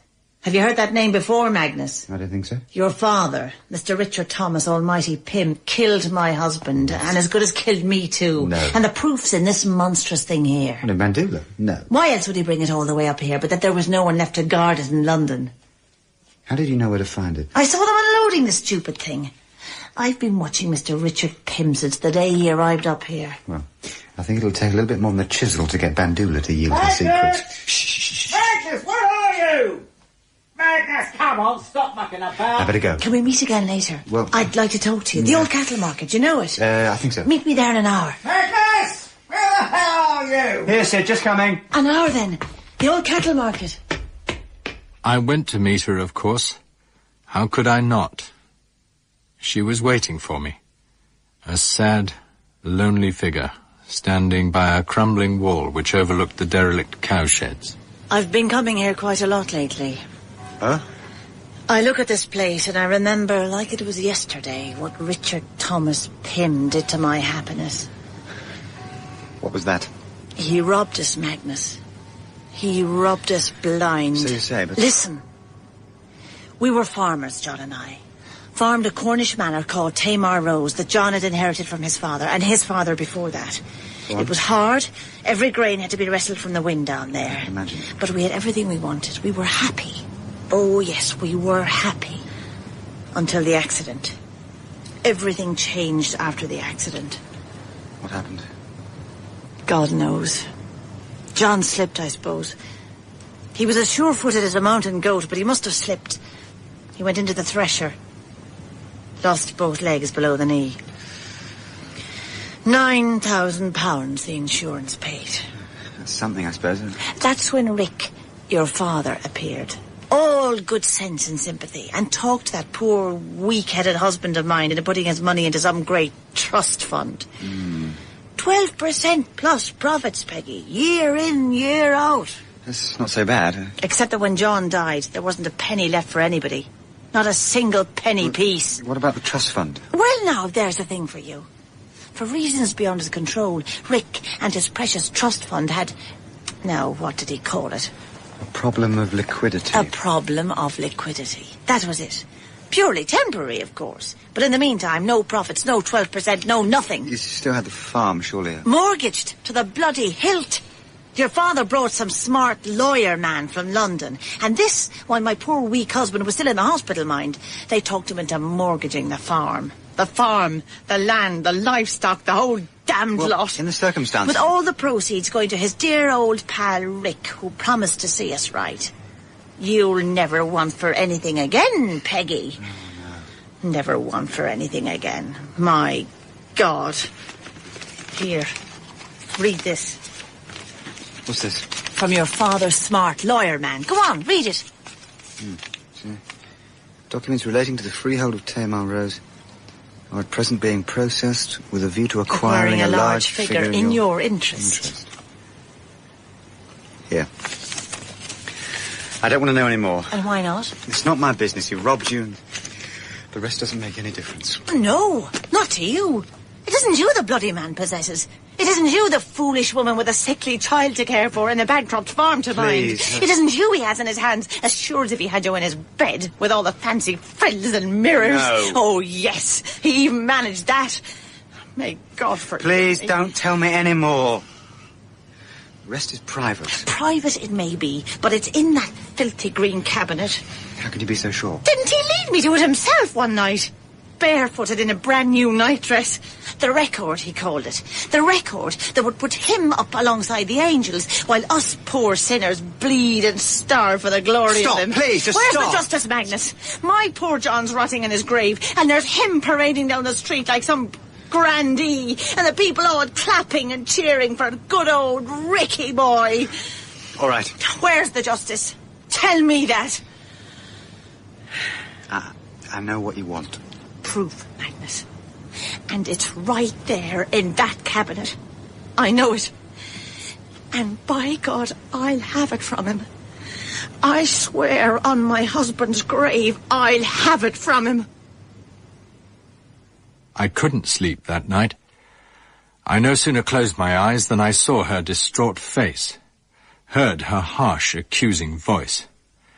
And so, in the early hours of the morning, while the Temperance Hotel slept, I made my way down to the cellar. I picked Bandula's locks, with the same dividers that had been given to me by Jack Brotherhood's associates to open the files of Oxford's more subversive institutions.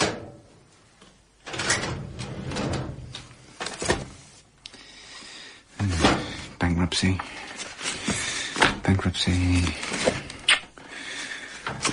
Whole draw's full of it.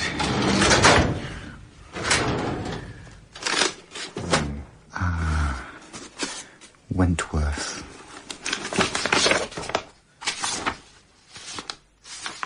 It was a fat file, full of legal contracts and assignments. Everything she had told me was true. And there was more, much more besides. Rex versus Pym. Rex versus Pym. Rex versus Pym. Rex versus... I read each one of them, summing up verdict, sentence. It was all there. A litany of madness. The madness of a man who spent his hours weaving a rope for his own neck. I decided it was a rope I would give to Peggy Wentworth. I had to see her right. What is the point in this modern world, they ask, of a party of ideals? Ideals won't buy us a cup of tea or a nice English lamb chop. We can't pay for our son's education with ideals. How can we expect him to take his place among the highest in the land with nothing but ideals in his pocket? My answer to you, good people of Gulworth, is that ideals are like the stars in the sky. We cannot ever reach them, but we all profit by their presence. Thank you. Come on, Magnus clap? Marvellous load of cobblers, that was. Yes, terrific. What's the matter with you? Nothing. Thank you, ladies and gentlemen. Thank you. And thank you, Ricky Pym, the next Member of Parliament for this constituency. Or we'll know the reason why. Excuse me, sir. Excuse me. Yes, madam? I wish to know, sir, if it's true that the Liberal candidate for the constituency of Galworth North once served a prison sentence for swindle, embezzlement and fraud. It's truth. That's torn it. Answer my question. Is it true? Ladies and gentlemen. Ladies and gentlemen, please.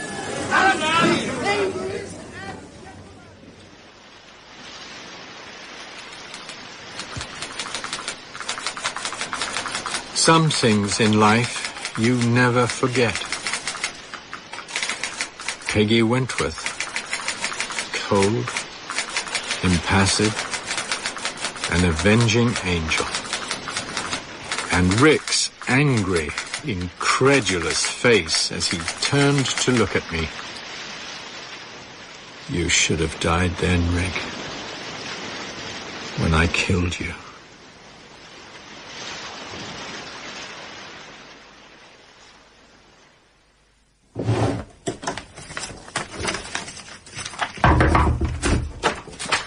Come in, Jack. They're waiting for you. Who's they? Beau, Nigel, and Dorney from the Foreign Office. Oh, so there's a flat on. First signs of panic. They want to call in the police, special branch, and God knows who else besides. Well, they can't. Beau's told them that. And? They're not convinced. Oh, the bloody idiots. Where are they? The small conference room. Tread carefully, Jack. It's pure politics now. The only pure thing about politics, my darling, is the hypocrisy. But thanks for the warning. We can't go on forever floating around in limbo like this. It's time to take a view. The Minister will expect it. I agree, but it's a delicate balance. Ah, Jack, come in, come in. You know Dorney? Yes, of course. Hello, Nigel. Hello, Jack. Pull up a chair. Dorney feels that it's time to take a view. Well, it depends on the view, doesn't it? And the FO's suggestion is... what exactly, Dorney? That it may be time to call in the police, circulate Pym's photograph. That wouldn't achieve anything. Why not? Well, he'll have used cutouts, halfway houses. I'm sure the police can handle that. He may be using the name Canterbury. In the past, all his work names have been place names, Mr. Howell, Colonel Manchester, and so on. Well, that's a start. On the other hand, Canterbury may be where they've taken the cabinet because that's where Pym is. Better still. Or they may have taken it to Canterbury because that's where Pym isn't. Oh, dear All God. we know is that he's in a rented room somewhere. A room overlooking the sea, in all probability. We can hardly ask the police to comb every seaside town in the United Kingdom. He's not in Scotland, because that's where he says he is. That leaves just England and Wales, then. And Ireland, and possibly the Bahamas, or quite possibly neither. Oh, he's mad. If you want to take a view, Dorney, yes, he's mad. Mad as a hatter. Probably has been for 30 years. And for some reason, we've failed to certify him.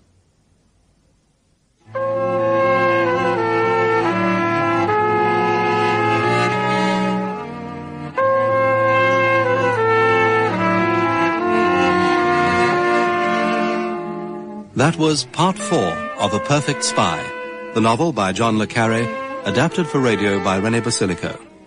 It starred James Fox as Magnus Pym, with James Grout as Jack Brotherhood and Brenda Bruce as Miss Dubber. Malcom Tierney featured as Rick, John Cater as Sid Lemon, Geraldine Fitzgerald as Peggy Wentworth, and Julian Rhind-Tutt as the young Magnus. Nigel was played by Royce Mills, Beau Brammel by John Nettleton, Kate by Natasha Pyne, Tom by Robbie Gill, Alf by Michael Onslow, Bert by George Sweeney, Dorney by Barry J. Gordon, and The Agent by Philip Anthony. The theme music was written by Max Harris, and the program was produced by John Fawcett Wilson.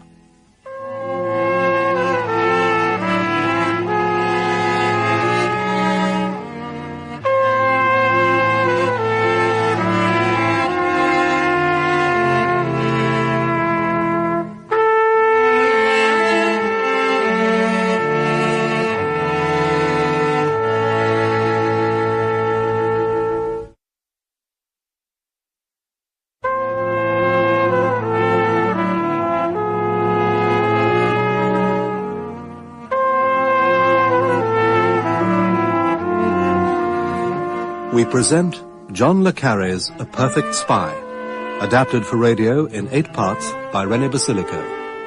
Starring James Fox as Magnus Pym, with James Grout as Jack Brotherhood and Brenda Bruce as Miss Dubber.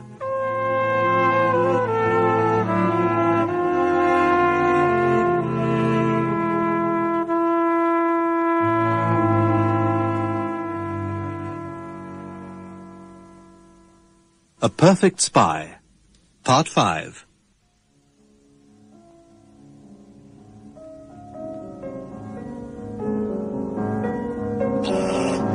Oh, damn you, whoever you are. All right, keep your hair on. Hello. It's me, Jack. Kate? May I come in? Sure. Well, you know the way. Thanks. What now, I wonder? Good evening, Mr. Brotherhood. Everything all right? Yes, fine, Jim. Fine. I'm just waiting for someone. All right. Yeah. Oh, good evening, madam. Good evening. Hello, Jack. Hello. I thought I'd find you here. Oh, come on in. Thank you. Just like old times. Yeah, let me take your coat. Thanks. Drink? Whatever you're having. Vodka martini. Wonderful. I thought you'd like an update. Keep you abreast of what's going on. Panic, I should imagine. Controlled panic. Oh, yes. Bo's pulling out all the stops. There's about 200 people involved. Do they all know what it's about? No. The press? Bo's got it all sewn up. Same for radio and TV. Ah. Well, here. Try that for size. Thanks. Here's looking at you, kid. And you. Well, why did you sit down? Sofa or bed? Whichever. They've checked on that inspector who called at Tom's school. And? He wasn't family. Well, I'd already worked that out. Bo's terrified the Americans may have sent him. Bo should be more worried about thin mustachioed gents who accost Pym at Greek cricket matches. He is checking that out, Jack. So, where do I stand? Where do you think? They're terrified you'll pull down the temple. Well, Pym may have done that already. Will they find him? Magnus? Oh, maybe. Maybe's not enough, Jack. I need to know. Need to know? Now, why would my lovely little Kate need to know, You're drinking well. Get me another, Jack. I don't remember you throwing back your vodka like that. Why shouldn't I? More to the point, why should you? You know, I thought for a moment there Bo Brammel had sent you. No. And then I thought, no, she's crept in here to talk to me, to tell me something. Something I suspect I may not like at all. Here. Well, my lovely, tell Jack. He's an empty shell, Jack. Who's this we're talking about, Bo, Nigel? Magnus. Magnus? Hold me, Jack. Hold me close. Later. What about Magnus? I love you, Kate. Get me clear of this and I'll marry you. I'll dump Mary. We'll go and live abroad. Ah.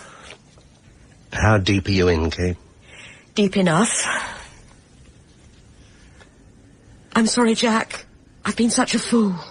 You're not the only one. What did you do? There was an entry he wanted from his personal file. An army report from his national service time in Austria. And you gave it to him? Seemed so trivial.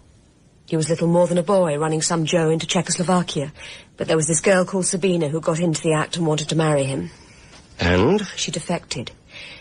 He said if anyone ever turned that up, he'd never make it to the 5th floor. When was this? After he came back from Prague. We'd been going about a year. Sabina, you said? Yes. Not Poppy? No. This Joe have a name? Code name. Greensleeves. So, you fished the paper from the file. What did you do with it? Oh, is this it? His application for admission to the service. And a glowing testimonial from his commanding officer. Ah, number 6 Field Interrogation Unit, Grout. Exceptional young officer. There's no mention of Sabina. I know. I can't see what he was so worried about. Excellent memory for detail. His CO was in love with him, too. Weren't we all? duty, officer? Brotherhood. There's a War Office file I want. British Army of Occupation in Austria, an old field case. Operation Greensleeves. Where will it be? Ministry of Defence, I suppose, seeing that the War Office was disbanded about 200 years ago. What's your name? Nicholson. Well, Nicholson, don't bloody suppose. Find it, fetch it, and phone me back when it's on your desk. Right, sir. And while you're about it, ask MOD to give you the name and present whereabouts of the officer commanding number 6 Interrogation Unit, Field Security, Grout, Austria. On, wait a minute, 18th of July, 1951. You got that? Greensleeves and the CO, 6 Interrogation, 18751. I'll get back to you. The number's 491-3292, and I'm in a hurry. Does Magnus know you've still got this? He does now. That's what he phoned me to find out. Phoned? When? Monday evening. What time Monday evening? 10. No, 10:15. The commercial break in news at 10. Well, that's well after he was supposed to have left for Vienna.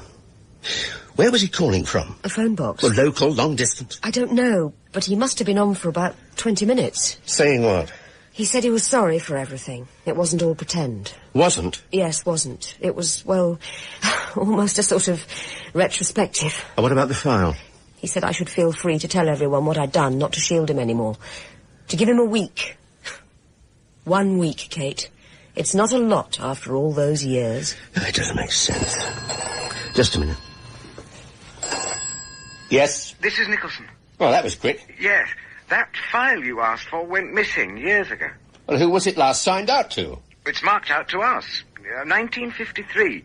They say we never returned it. Which one of us in particular? Check section. MRP. That'd be Pym, wouldn't it? Yes. Do you want me to ring Vienna, ask what he did with it? No. No, thanks. That CO's on record as well. Oh, good man. Major Harrison Membury, Education Corps. What? Yes. Apparently he was on secondment to Army Intelligence from 1950 to, 1954. Dear God. Do we know his present whereabouts? Lavington, near Devizes in Wiltshire. Address is simply Fish Ponds, believe it or not. Name of the house, I suppose.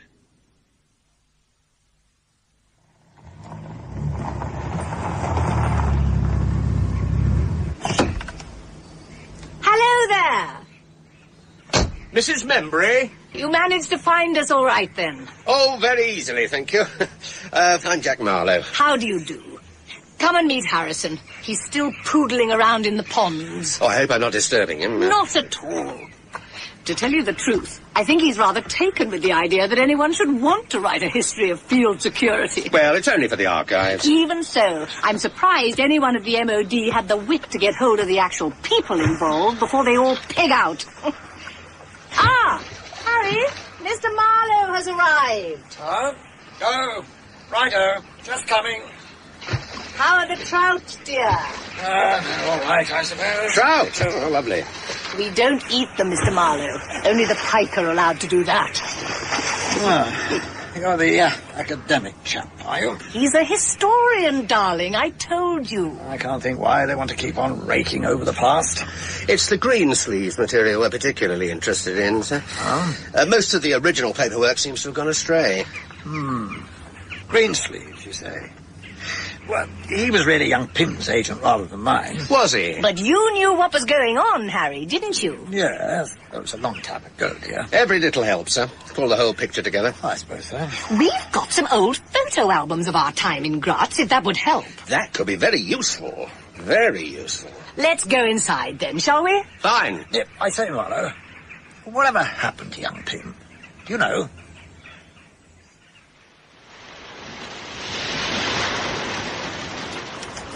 And that was when I was posted to Graz in Austria. A newly commissioned second lieutenant serving out his national service. May I come in, Mr. Canterbury? Of course, Miss Dubber. I've brought some tea for you. Thank you. Well, I thought you're working so hard. You prefer it up here. Oh, that's kind of you. Where can I put the tray? Oh, here, on the desk. Let's just clear this rubbish out of the way. There. The fruitcake is homemade. You do spoil me, Miss T. Oh, nonsense. It's such a beautiful day, isn't it? Yes. I'm so sorry, Mr. Canterbury. I didn't intend to disturb you. It must be so hard to begin again when you've been interrupted. No, don't worry. Begin again. That's been my life, Miss D. So many beginnings. But Grout was particularly significant. Yes. When I reported to the 6th Interrogation Unit, Field Security, I found the CO standing knee-deep in the waters of an ornamental lake, poking about with a thing like a shrimping net, muttering imprecations against a marauding pike. Go on. Shoot. Come on. Oh, my goodness. You must be Pym. Yes, sir. Yes. Well, glad you found your way here. Beautiful lake, sir. Isn't it just? I'm going to clear away all this weed and drag the whole bed to see exactly what we've got. Sounds like a lot of work. Oh, it is. It is. You married? No, sir. Marvellous. You'll be free at weekends, then. And I was. I spent weekend after weekend toiling in the waters of that lake with Major Membry, while his wife stood on the bank painting the happy scene in oils. Hold the wire down, Magnus. Like this? Yes, that's the way. Now, take the strain. Now, heave. Heave, man. Life could scarcely have been more to my liking. I had naffy whiskey at 7 shillings a bottle, cigarettes at 12 shillings a hundred. But the icing on the cake was Sabina, our Czech interpreter. I was in love the moment I laid eyes on her. Hello. Oh, well, I'll sit in the back, shall I? There's room for 3 up front, sir. Very well. Only it's a bit hard on the bum in back of the Land Rovers. Yes, it's necessary cushion on the buttocks. Our destination on these trips was the refugee camps. Our job was to sort out the true refugees from those who might have more sinister reasons for crossing the border. Odkud jste přišel? Z Brna. He came from Brno. Ask him how he coped with 2 suitcases and 2 children when his wife was so heavily pregnant. You think he's a spy, Magnus? Maybe. Ask him if he would like to spy for us. You are serious? Go on, ask him. Tell him we're going to dump him back across the border anyway. Chce, abyste byl britským špionem. Ne, nikdy. Říká, že vás stejně pošle zpátky. Prosím, nedělejte to. To nemůžete přece udělat, vždyť žena čeká dítě. In a way, I suppose I was drawing on the parallels in my own life to recognize the inconsistencies in the stories they told me. Where do you learn to play such stupid games, Magnus? At Oxford. This German student fellow there. We were good friends, till I discovered he was a spy. Aren't they all? He was communist? Well, as it turned out, yes. Tried to hide it, slip out when he tried to argue with him. He was homosexual? Don't think so. Had women in regiments. He slept only with military women. It's a turn of phrase. I think he was wishing to disguise his homosexuality. I doubt it somehow. This is normal. Oh. You want I give you another Czech lesson on Saturday? I'd like that very much. I'm really beginning to enjoy it. I think we will also make love this time. Just don't me. I learned a lot from Sabina, actually, and gained a lot of confidence. After so many years of posturing and pretending, I had become a man. Come on, Magnus. There's a hell of a lot to do. Is something wrong? Got something on my mind, sir. Oh, we can't get down to serious business if we've got something on our mind, eh? No. So, what's the problem? I've had rather a rum approach made to me, sir. Oh? Someone claiming to represent a potential defector, sir. Oh, not another Hungarian frontier guard? No, sir. Good. This is a Czech, apparently. Sergeant Clark working in the strongroom at their Southern Command HQ. live in would give their eye teeth for some good stuff about Checo. Blasted Americans think they have a monopoly on the place. He's supposed to be coming out tomorrow night from the Soviet zone. That's according to my source. If we don't meet him, he intends to go direct to the Americans. Oh, my hat. We can't have that. This source of yours, Magnus. Yes, sir? You didn't hear of him through the Rittmeister, did you? Only I've rather had my fill of the Rittmeister's tip-offs. I hadn't heard it from the Rittmeister. My source was a beautifully naked Czech interpreter in the middle of a beautifully advanced Czech lesson. Oh, Magnus. He's beautiful. But listen to me, darling. This man I'm telling you about, he is friend of my brother. Very brilliant, top access. He will make you very famous in Vienna. Oh, good. But you must meet him alone. Why? Because he trusts only Pym. Oh. Only Pym will do. If you cheat and bring others, he will not appear. I love you. By the crossroad to Klein-Brandorf, there is a stone painted white. This is where Kaufmann must stand. Where? By this white stone. Kaufmann must not pass the white stone, or our friend will go away. The meeting was to be in a barn on the edge of a field lined with larches. When I got there, I could barely make out the barn until I was practically on top of it.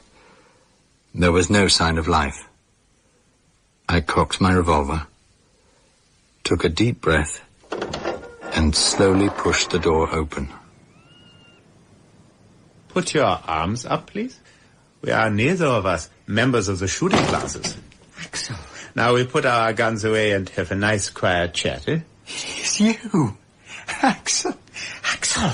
I thought I'd never see you again. You look well, Sir Magnus. You have grown to a fine fellow, by God. We should buy you a white horse and give you India. So much had happened in our lives since that night in Bern when the Swiss police dragged Axel from his bed and deported him. I had to protest my innocence in that affair, and I did it well. Who gives a damn? I was illegal. No money, no papers, so they threw me out, so. Yeah, but it's so unfair. A fish gets a hook in its mouth. A trader gets a bullet in the head. An illegal gets marched across the border. For me, 2 borders. First Austria, then Czechoslovakia. Who gives a damn? It's all in the past, anyway. But in the new Czechoslovakia, Axel was far from being illegal. The old socialists remembered how his father had fought in Spain with the Talman Brigade, and many of the new socialists were old school friends, who were now high-ups in the party machine.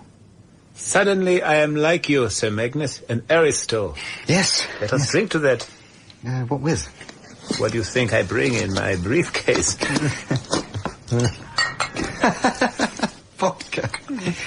What else would Axel bring? I must tell you one thing, Sir Magnus.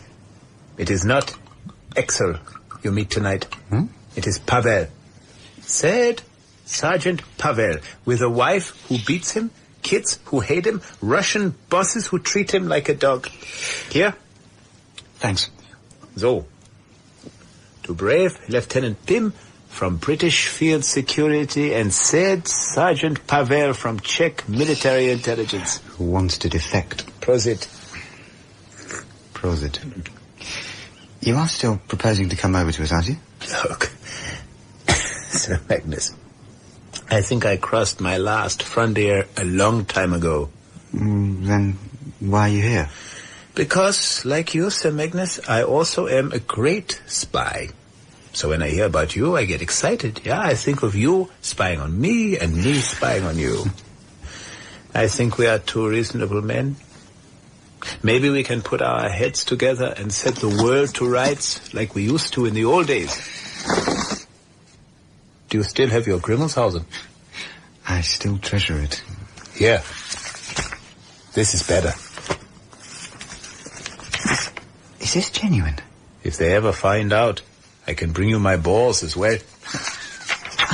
I don't believe it.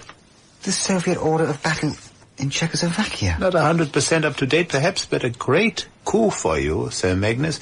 You have a defector in place, a defector with access who will give you such information like Vienna has never seen before. Axel was right, of course. I was to discover that a man with a highly regarded source was cherished by everyone. Membury, Vienna, even Whitehall. Questions. They ask always more questions. We are at the center of a fantastic industry, Sir Magnus. Oh, it's amazing. They do not have good cigars at your nephew? Afraid not. Don't stock the Sancerre either. Had to get it from the officers' mess. Good, though. The smoked salmon also. You want some more? Sure. What have you got for me this time round? Nothing. What? I think perhaps we let them starve a little. Give them better appetite next time. I've got to give them something. Tell them Sergeant Pavel is having a crisis of conscience. It is normal, I think. For a defector in place, that is quite normal. But it was not Sergeant Pavel who was to have the real crisis of conscience. It was Lieutenant Pym. 2 or 3 months later, the same barn. The same list of follow-up questions from Vienna. But not the same Axel. I have trouble, Sir Magnus. You must help me. For God's sake, help me. Why? What's happened? They are arresting my friends. 2 were dragged from their beds this morning. Many have just disappeared. No. Do you know what they do to people like us? Do you understand? Prague, it seemed, was having one of its periodic purges. The catalogue was endless. Factory workers, academics, even the military, taken and tortured. I had to tell them about us, Sir Magnus. There was no other way. Tell them what? I had to explain why I keep crossing the border, so I made up a story. I told them I was cultivating a British traitor. Big fish. Me? But they want proof.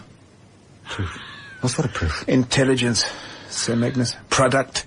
Something a British traitor would give me when I blackmail him. Not the secrets of the atom bomb, but good. Not chicken feed. Oh, my God. Steal something for me, Sir Magnus, or I am a dead man. A dead man, you understand? I remember that day. I shall remember it all my life. As we walked back towards the white stone where Kaufmann was waiting, Axel stooped and picked a couple of harvest poppies and handed them to me. I give you one for me, Sir Magnus, and one for you. There will never be another of either of us. It is you who are the keeper of our friendship now. Life is one continuous payment. It's just a question of which creditor is asking the loudest. I had to see him right. Oh, another snap of Harry and his waders, I'm afraid. Looks a nice little lake. Not bad. Kept him out of mischief, Mr. Marlowe. Yes, I'm sure. A group photograph. Oh, yes. I think I took this one. Mm-hmm. That's the old Rittmeister, and next to him... What was the mess waiter's name, Harry? I forget. Who's that? On your left, Major. That's young Magnus, isn't it? Pym. He did all the brilliant work. And those are the girls. Remember them, Harry? Mm-hmm. They were nothing but trouble, Mr. Marlowe. They did our interpreting for us. Was an interpreter involved in the Greensleeves operation? Oh, there's no need. Greensleeves spoke German. Young Pym handled him solo. Completely on his own? Mm-hmm. Greensleeves insisted on it. And when Pym left, who took him over then? I did.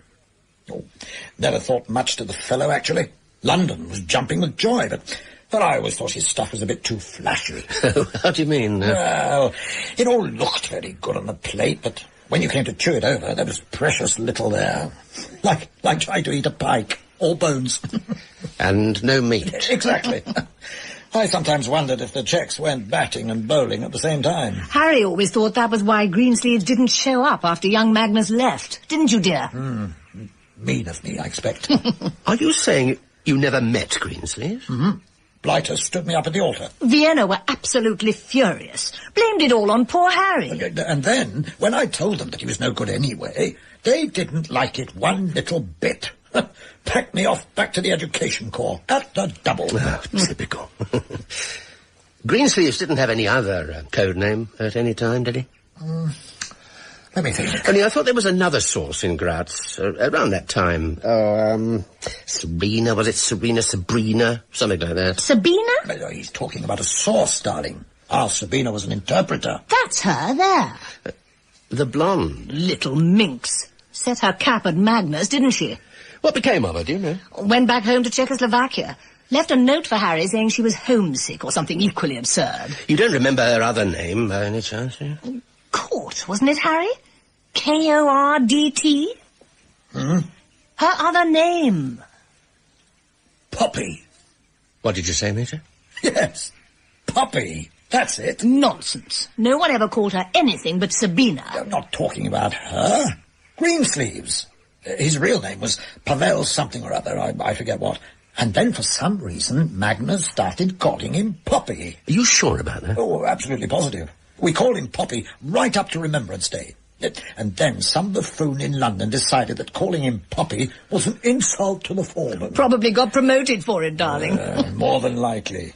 Poppies are for heroes, not traitors. That was the official line. Oh, absolute bosh.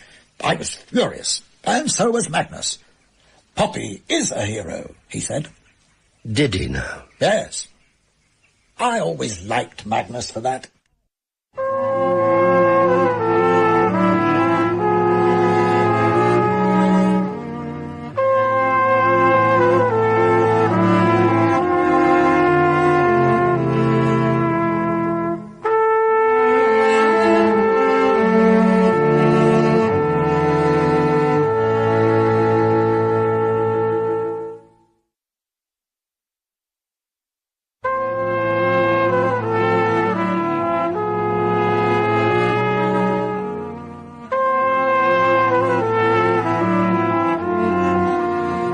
We present John le Carre's A Perfect Spy, adapted for radio in 8 parts by Rene Basilico, starring James Fox as Magnus Pym, with James Grout as Jack Brotherhood and Brenda Bruce as Miss Dover.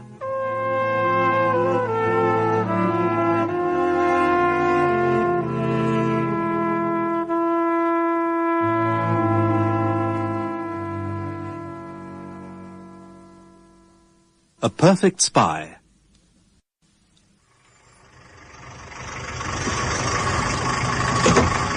Right, thank you. Now, how much is that? £3.20 on the clock, sir. There we are. Keep the change. Oh, thanks very much. Cheers. Yes.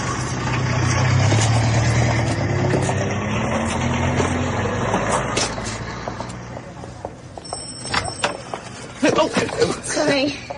Now, you must be, let me see, Lucy? Yes. Is your mother in?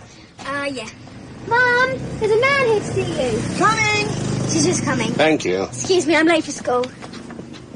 Oh, it's you. Hello, Belinda. Can I come in? Paul? Paul? Yeah? What is it? Come down. It's Jack Brotherhood. He's bound to want something. Yeah, I'll be right with you. In here, Jack. You never change, do you, Belinda? Not where you're concerned. They have already been here, in case you don't know, Jack. Who's they? Lorimer, is it? From personnel? Oh, probably. And Nigel something or other. Grade A creep. What were they here for, did they say? What's it to you? I don't know what Nigel told you, but I can guarantee it was a load of old codswallop.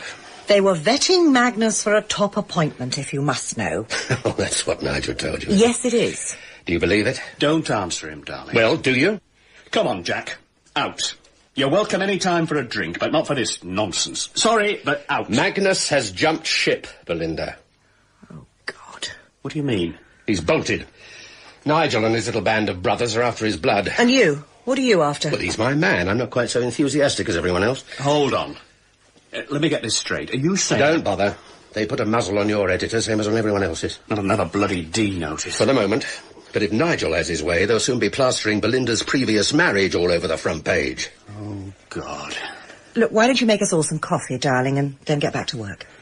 You sure? Black, no sugar. All right. Yell if you need me. She won't. It's me that needs help. Well? You know Magnus's father died. Nigel Creep told me. Asked me how it might affect Magnus. And did you express a view? Well? Magnus always wanted me to shield him from Rick. Shield him? Oh, you know, answer the phone for him, say he was abroad when he wasn't, that sort of thing. I sometimes think that's why Magnus joined the firm. How do you mean? It was a good hiding place. From his father? Same as he married me because he was too scared to risk it with Jemima. Jemima who? Sefton Boyd. Oh. She was a close friend of mine at school. Too damn close, actually. Could Magnus have gone to her, do you think? I doubt it. I'm told it's not men she's interested in these days. Where would he go, Belinda? Who'd have him? Seth, perhaps? If he was in real trouble, he might go to Kenny Sefton Boyd. The brother, is that? Yes. And what about Wentworth? Wentworth? Know anyone of that name? Since my time. What about Poppy? Look, Jack, my time ended with his second marriage. If there's a Poppy, that's Mary's bad luck. When did you last hear from Magnus? That was what Nigel Creep asked me. And? I told him I was married to Magnus for 6 years, there were no kids. It was a mistake. Why should either of us want to relive it? Magnus didn't phone you? He phoned everyone else that mattered. Monday. What time? Oh, about 11, I should think. I remember because Lucy was late with her homework that night. Where was he phoning from? A call box. He didn't say where. At first I thought he was drunk. And what did he say? Rick's dead. I wish we'd had a child. And that's all? No.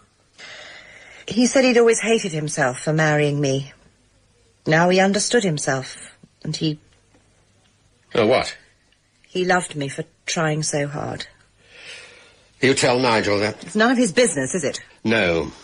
You always were very, Protective? He'd have been all right if he'd never met people like you. Oh, come on, Belinda. When he wanted to be free of me, he just handed me the latchkey and went to a lawyer. But if he wanted to be free of you... Coffee? Genuine Blue Mountain, Jack. Any rare that's rubbish. There. I won't stay, actually. Thanks all the same. Oh, suit yourself. Did Magnus ever write that book he was always on about? Which book was that? The great autobiographical novel that was going to change the world. One day I'm going to lock myself away and tell the truth. That's what he said. Lock himself away where, exactly? Oh, God knows. Scotland, Canada, Lapland. Lapland? He had some weird idea of seeing the migration of the reindeer. He had these fantasies, you know. He chopped them up and fed different pieces to different people. Where would you look for him, Belinda? If you were me? Someplace by the sea. Wherever he is, it'll be somewhere by the sea.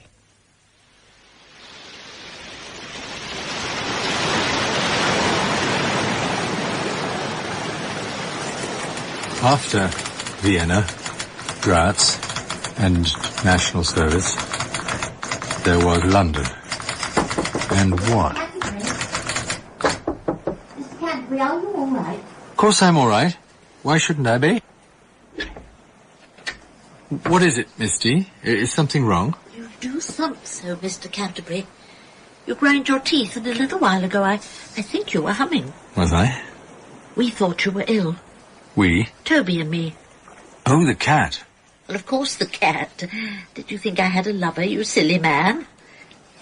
Do you know what time it is, Mr. Canterbury? It's 5 in the morning. Oh, I'm sorry. Did I keep you awake? That's quite all right.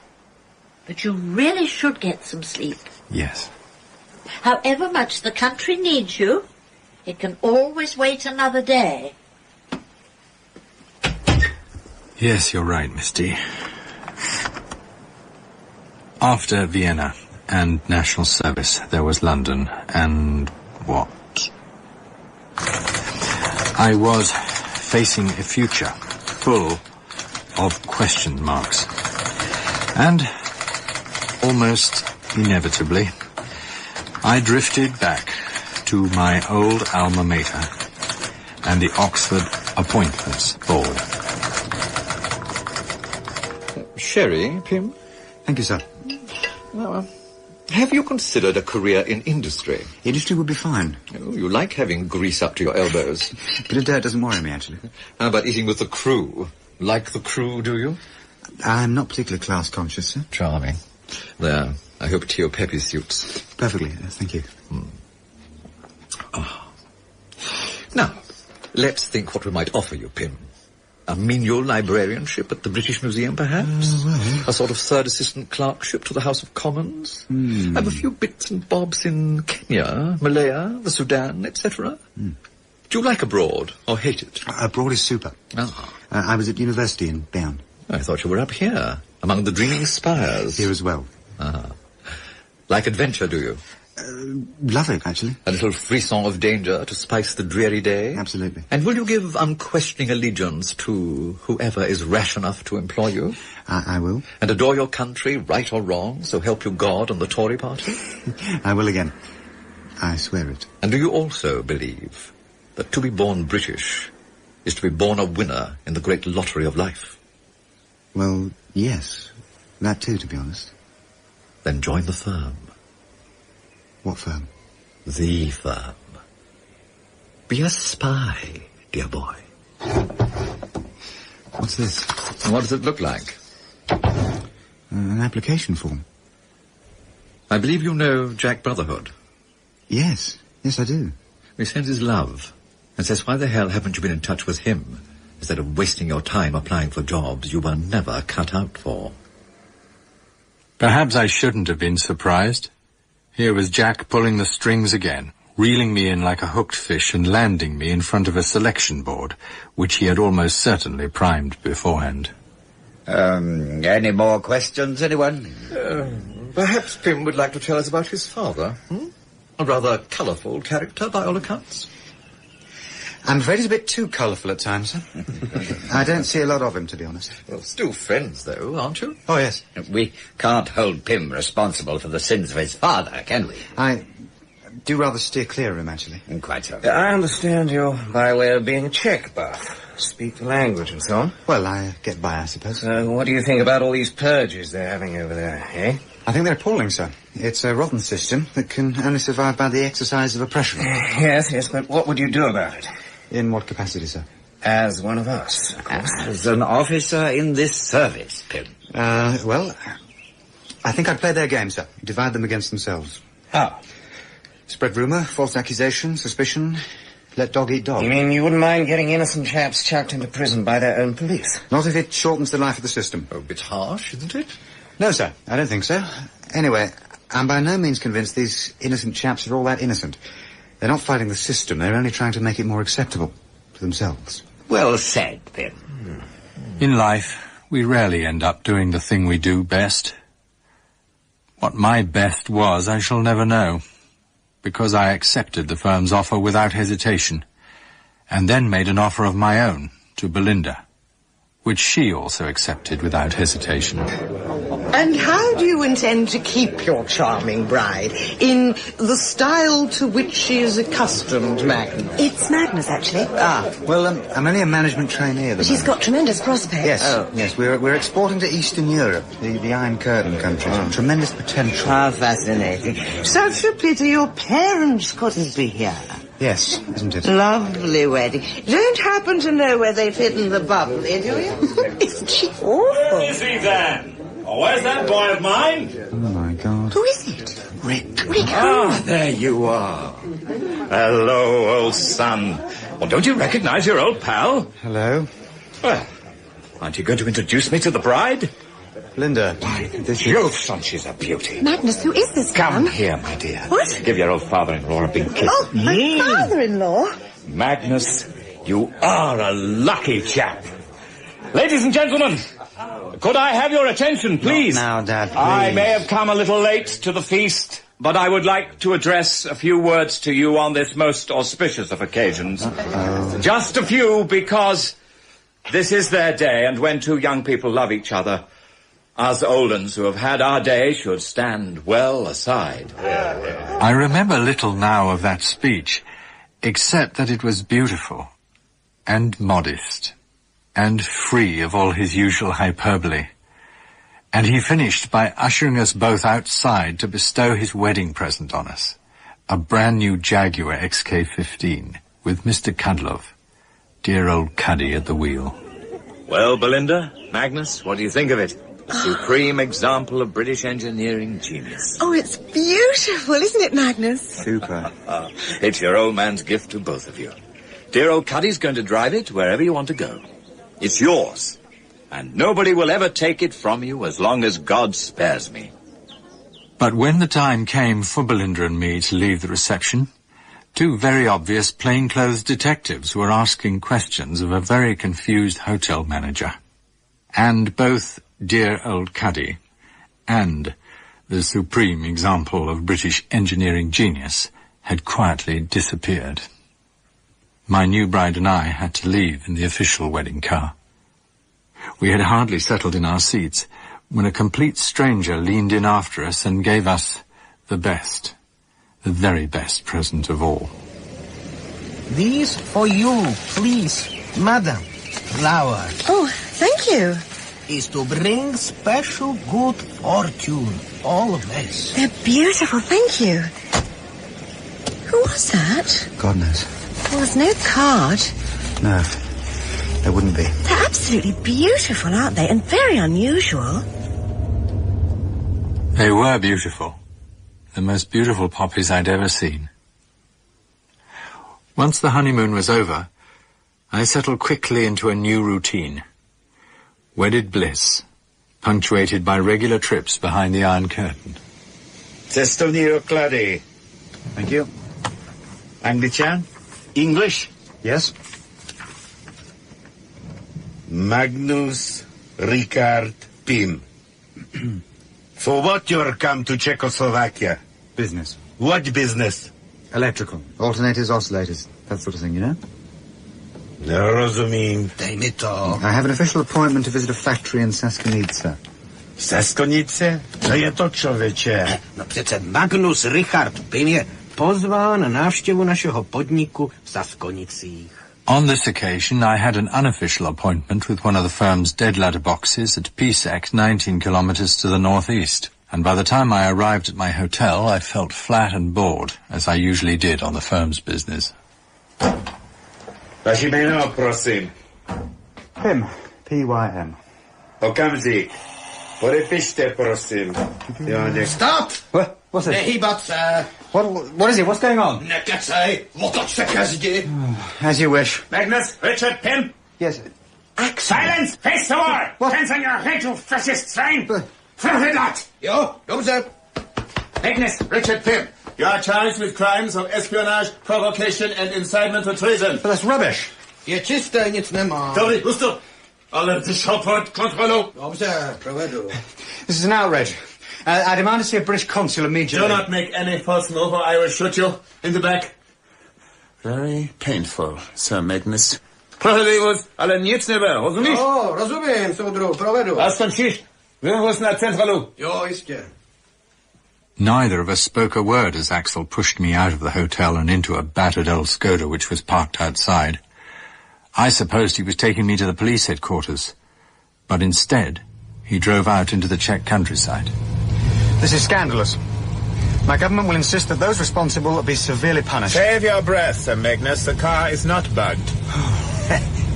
I think perhaps you believe my little performance, huh? You mean you're not arresting me? Oh, Sir Magnus, would I do that to you? It's good to see you again, Axel. For me also, Sir Magnus.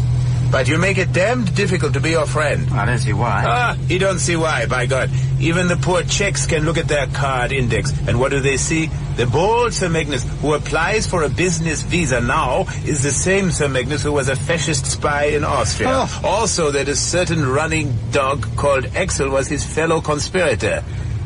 Why, in God's name, couldn't you use an alias? They said it's better being me. Ah. They call it natural cover.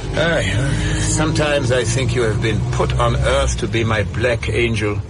Funny. I've always thought of you as my guardian angel. So I am, Sir Magnus, so I am. But it is dangerous to know you. By God, damned dangerous. We drove on until dusk, when Axel stopped the car at an old hunting lodge. We were obviously expected. There was a fire blazing in the hearth, and a table laid out with a tray of black bread and gherkins, the familiar bottle of vodka, just as it used to be in the barn in Austria. Prosit. Prosit. They want me to blackmail you, Sir Magnus. Who do? The aristos I work for. They have photographs of us together, coming out of that barn in Austria, tape recordings of our conversations. Can I put some more logs on this fire? Sure. Put them all. What if I refuse to be blackmailed? They will hang you. They will be sorry because you are not American, but they will make a big show trial and hang you. I see. God knows what they'll do to me. Why? Have you never read George Orwell? Yes, but... These are people who can rewrite yesterday's weather. I may already be fatally contaminated by you. What a mess. We have to get ourselves out of it. Do you understand? We must help each other. Look after each other's careers. And this time we do it properly. No shrinking back. When did I ever shrink from anything? Come, Sir Magnus. You have in the past betrayed me. But more important, you have also betrayed yourself. He spoke without irony or bitterness, about loyalty in a disloyal world, my world and his, about ideals in an immoral society, my society and his, and about love in the loveless order of things. What I am saying, Sir Magnus, is that for once, nature has produced a perfect match. You are a perfect spy. All you have ever needed is a cause. I can give it to you. Prosit. Prosit. So, what do we do? Suppose, just suppose, that on a lonely drive to Pilsen, Sir Magnus, you stopped your car to give a couple of workers a lift. You would do that, wouldn't you? I might. And if, as you drove along, these two fellows confided to you their fears of handling radioactive material without sufficient protective clothing, you would prick up your ears. I would indeed. And would you not also write down their names and addresses so that next time you visited this region, you could bring them a pound or two of good English coffee? I'd do exactly that. Good. And now, having driven these fellows to the outer perimeter of the protected area where they work, Sir Magnus, you would surely have the courage and initiative to photograph the factory from a convenient nearby hill. In broad daylight? From a thicket of lime trees, whose lower branches you will later discover have slightly marred the picture. Your aristos would admire your enterprise, yes? Probably. They would applaud the great Sir Magnus. They would certainly give me a pat on the back. Good. And encourage me to recruit the workers in an effort to find out more about the factory. Congratulations, you have just taken the first step on the ladder to promotion. I still have to take the film. I have it here, Sir Magnus. It is taken already. Thank you. This film? Yes. It's the firm's own issue. Of course. I swear I will look after your career as you must look after mine. Here is my hand on it. And mine? You're a good man, Sir Magnus, and I love you.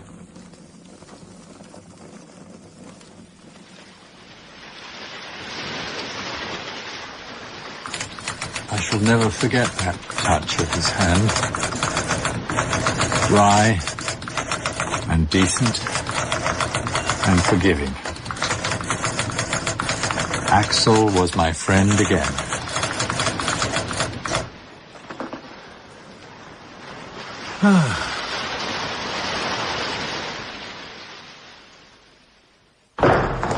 Oh, good morning, Mr. Brotherhood. Oh, that's what it is it? Well, any minute now. Yeah, sign in if you wouldn't mind, sir. Oh, yes, sir. Thank you. Are the others in yet? Yeah, some time ago, sir. They went straight up to join Mr. Frankel in communications. Ah. Bit surprised to see him this early in the morning, to tell the truth. For goodness sake, Bo, why don't you sit down? They're his people, damn it. He should be here. He will be. After all, he's the one who's been agitating to pull them out. I know. So where the devil is he? Well, don't worry, he'll be here. Though I doubt he'll like what he hears. Ah, where have you been? Good morning, Jack. Morning. How's it going? Any joy yet? Not looking so good. Why? What's happening? Tell him, Frankel. Prague station phone agent Watchman yesterday. Number engaged 5 times out of 5. Okay, forget Watchman. What about the others? Agent Congo they tried. And? Number out of order. Midday, station sent a girl they own to canteen where Congo's daughter goes to eat. No daughter. She checked attendance sheet at factory gate. Congo's daughter not present. Not sick listed, vanished like into thin air. Any more? Agent Merriman. 7 o'clock yesterday morning, Prague station put 2 boys to main telegraph pole and street where Merriman lived. It's a cul-de-sac. No other way out. Merriman not there. Carre not there. Nix. Okay? Okay. Okay. Now, boys are bright. Good boys. They phone Merriman at laboratory with bad news. Papa Merriman is very ill suddenly. Like dying. Laboratory say, Merriman don't come in today. Gone to Brno for special high-level conference. Bollocks. Yeah, sure, Jack. My own reaction, absolutely. State laboratories don't give out details of staff movements. They just don't. They're top-secret installations, for Christ's sake. You want I should go on? With already such problems, we instruct Budapest to reach Agent Voltaire direct. And? Agent Voltaire is sick. Voltaire's never had a day's sickness in his life. It is just possible, Jack. Never. Ministry says he's sick. Wife says he's sick. Mistress says he's sick. Everybody say the same. He eats some bad mushrooms. He's sick. Official. I say it's official. Congo on the line, sir. Thank God for that. Congo ready to send. Stand by. Congo's operator is online. Now, watch red light left, please. It burns. He's talking, see? Ah, yes. Hey. What the hell's happened? Transmission abrupted out. Rewinding. Into the code at once, please. What is it, Frankel? A fault at the other end? It's possible. Wait, please. Maybe his winder's on the blink. Ah, now we'll see. Not very long, was it? Accelerated Morse code, Jack. All tape and no handwriting. Let's just be grateful he's alive. Sure. In a minute he comes through again, no problem. Yeah, let's see then. Yeah, and tell him to print another copy, will you, Frankel? Then we can all have a look. What's it say, Jack? Routine intelligence report. Subject restationing of Soviet missile bases in the mountains north of Pilsen. Message reads, Subsource Talleyrand confirms empty low loaders leaving... That's it. Well, stopped. Mid-sentence. It's obviously winder. Unless signal that maybe hit free condition. Send your signal garbled. Your signal garbled. Roger. Tell them we want a rerun, Frankel. Tell them we want a roll call of the entire network. Tell them to go and jump in the lake. Jack. It won't make a heap of the difference. It's the strain, Bo. They're his Joes. They're not my Joes. They never were. Oh, dear. Look, when this service catches someone else's Joe, if it ever does these days, what do? We play him back. If he's willing to be played. And if he's not? We send him to the tower. And if we do play him back, we do it as naturally as possible so that the opposition will believe nothing has changed, right? I suppose so. We don't allow him or his daughter or his car or any bloody thing else to just vanish into thin air. No. We don't invent fatuous stories about bad mushrooms. We don't sandbag radio operators in the middle of high-speed transmissions. And that's the very last thing we do. Unless... Unless what?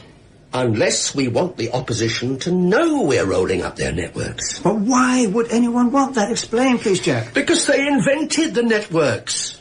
They paid the actors. They wrote the script. They own the networks from day one. No. Just as they own Pym from day one. Damn near own me, too. If that were the case, Jack, why bother to tell us anything at all? Because they want us to think they've got Pym when they haven't. They want us to call off the hunt and go home to tea. That's the only good news of the day, though. Pym is still on the run. And they want him as much as we do.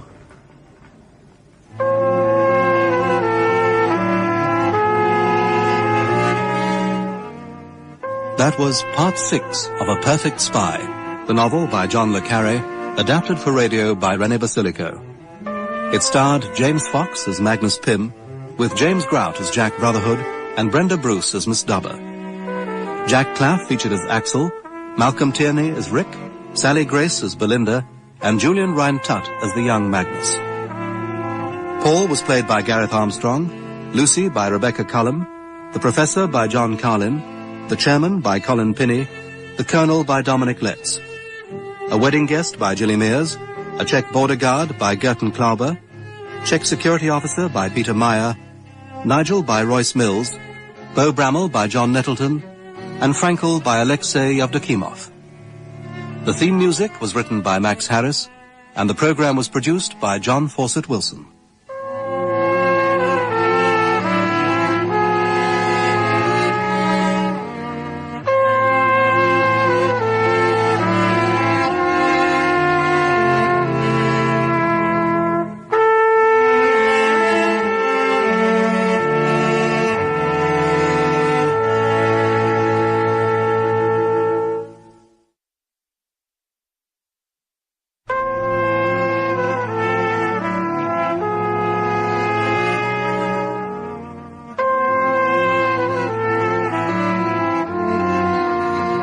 We present John le Carre's A Perfect Spy, adapted for radio in 8 parts by Rene Basilico. Starring James Fox as Magnus Pym, with James Grout as Jack Brotherhood and Brenda Bruce as Miss Dubber.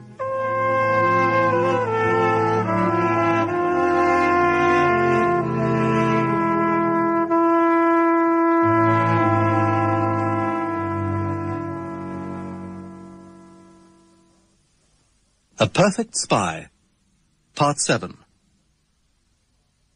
Give me those names again. Carver, Wexler, Lederer, is that? L-E-D? Got it. Yes, if you wouldn't mind. The small conference room. Hello, Jack. I heard the Yanks are coming. Wexler's flown in specially from the States. Oh, sounds ominous. Who's Lederer? Analyst, Vienna Station, family friend of the Pyms. Oh. Who are we putting in? Beau, Nigel, and you. That all? Nobody added, nobody left out. All right if I go in. They're waiting for you. Thanks, Kate. Good luck. Ah, Jack, do come in. They've arrived. 3 of them. I wonder what's so important that they have to fly in Wexler overnight. God knows. We must stick together, Jack. No rocking the boat, and positively no hint of our concern over Pym. Beau thinks it might prove a storm in a teacup. That's Whitehall's view. That it'll be a rerun of the Washington affair, not a new situation at all. Well, let's go and find out. Yes, mustn't keep them waiting. Good morning, gentlemen. Hi there. Harry, how very nice to see you again. You too, Beau. Nice to be back in London. Good flight? The usual red-eye. You know everybody on our side? Yes, I think so, don't we? Hello. Jack, Nigel. Do please sit down, gentlemen. Thank you. Coffee will be here shortly. Fine, fine. Well, now, Harry, the ball's at your feet, I think, so I suppose you'd better kick off. Okay, Beau, I'm going to start by asking Carver here to set out our, agency position overall on this thing at this moment in time. Mike? Thank you, Harry. This is vis-à-vis Pym, I take it. As you say, Beau, vis-à-vis Pym. The logistics involved here require us to go back over the course some little distance so that we can slot in the new data where we can all take a good look at it in the light of what has gone on before. You want to do it different, Beau? Just say so and we'll see if we can accommodate you. My dear chap, you're bowling. You must set your field as you think best. Pardon me? Do please go on, Mike. Well, let's see now. March 81, defectors report. May 81, SIGINT analysis. March 82, report from an agent in place. And, a whole stack of reports to the same effect. Namely, that the entire Balkan effort of one of the Western intelligence services is being orchestrated by Czech intelligence in Prague. All rather old hat, isn't it? Thus far, Bo. Thus far. Now, you want to take it from here, Grant? Right. Grant is currently our chief intelligence analyst on the Vienna station. And, of course, he worked on this case in Washington. Did he, by God? Gentlemen, these are photographs of a Czech intelligence officer, variously known to us as Petz, or Hempel, or Zaworski. Known to us, Nigel? I'll run a check. Well, do you have anything else on him? Height? Weight? 5 feet 10, 160 pounds. Thank you. And he walks with a pronounced limp. Which leg? Left. Walks with a stick. Of course, he may have lost the moustache by now. Go on, Grant. Hans Albrecht Petz came to our attention about 6 months ago, posing as a journalist at an East-West conference in Salzburg. A new face to us. We signaled Langley for a routine background check. There's hardly a new face, is it? I mean, he's rather long in the tooth. Nevertheless, Langley identified Petz as who, Grant? Alexander Hempel, a Czech intelligence officer who had recently attended a conference of non-aligned journalists in Athens. Athens? When? How are we supposed to follow this stuff without dates? 15th, 18th of July, Jack. Sighted on the first day only. Booked his hotel room for 3 days, but never slept in it. According to Greek records, he arrived on the 14th and never left the country, which means he probably left on a different passport. All the indications are that he flew to Corfu. Greek flight lists are a mess, but all the indications are for Corfu. At exactly the time that Pym was on vacation with his family in Corfu. Oh, really? Go on, Grant. At the time of the Salzburg conference, Pym and his wife were attending a music festival there. Hempel, now known as Petz, was staying about 200 yards from the Pym's hotel. Well, still a mite tenuous, I should have thought. We've laid out a schedule of all of Pym's known movements in and out of Vienna. 3 journeys to Salzburg and 2 to Linz place him in those towns at exactly the same time as Petz Hempel. It's a set-up. Sticks out a mile. Come on. If we were aiming to frame a man, we'd do exactly the same thing. Rake up some old warrior from the firm, run him parallel to the target's movements, and wait for the opposition to shoot themselves in the foot. I don't buy it. I don't think I do, Harry. Sorry. Bo, do you mind telling us when Pym will be returning to Vienna? When we tell him to, I suppose. He still has quite a lot to sort out over here. Our information is that he has wrapped up his father's affairs over here. You haven't been following him by any chance?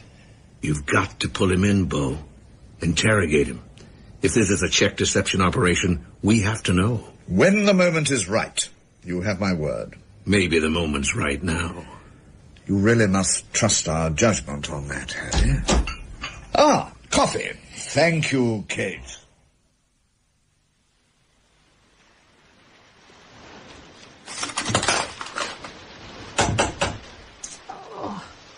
I do hope this isn't more bills. Miss D. Miss D. What is it, Mr. Canterbury? Who was that? The postman, Mr. Canterbury. Was it our usual man? I expect so. Usually is. Then why did he knock? Well, he always does second post. Habit, I suppose. Oh, there's one here for Mr. Dubber. Really? It's a brochure. Cruise brochure. Now, who on earth would send me something like that? Me, I'm afraid. I ordered it on the telephone for you. Gave your name. I don't understand. Well, you've always talked about taking the cruise. Oh, that was years ago. I've lost the urge now. I looked out that one for you. It leaves Southampton next week. It'd be my treat. Oh, no, I couldn't possibly. Of course you could. You're not trying to get rid of me, Mr. Canterbury. I just wanted you to have a holiday. A real holiday. You deserve it. I couldn't possibly accept it. You just sleep on it. Look through the brochure and see how you feel in the morning. Mr. Canterbury? Yes? I don't think I'd want to go away now. Not unless you came with me. I can't, Miss Dubber. I can't. I don't have time. Oh, no. What set that off, I wonder? I don't know what it is he's writing up there, but whatever it is, it's upsetting him. There's no doubt about that.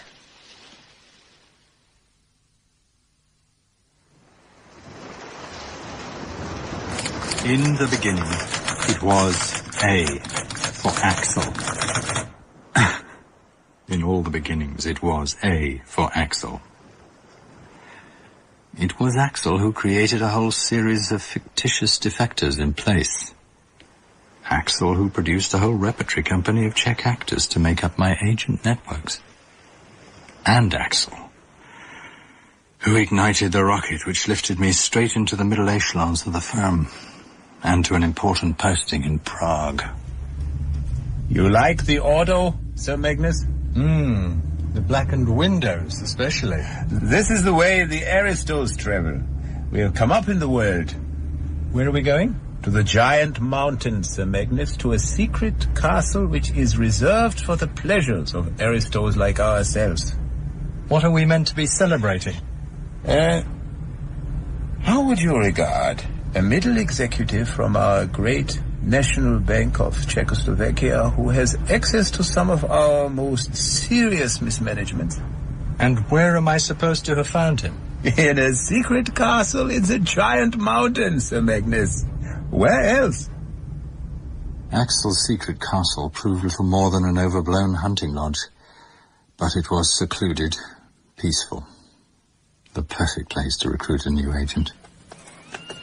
This will be a fantastic coup, Sir Magnus.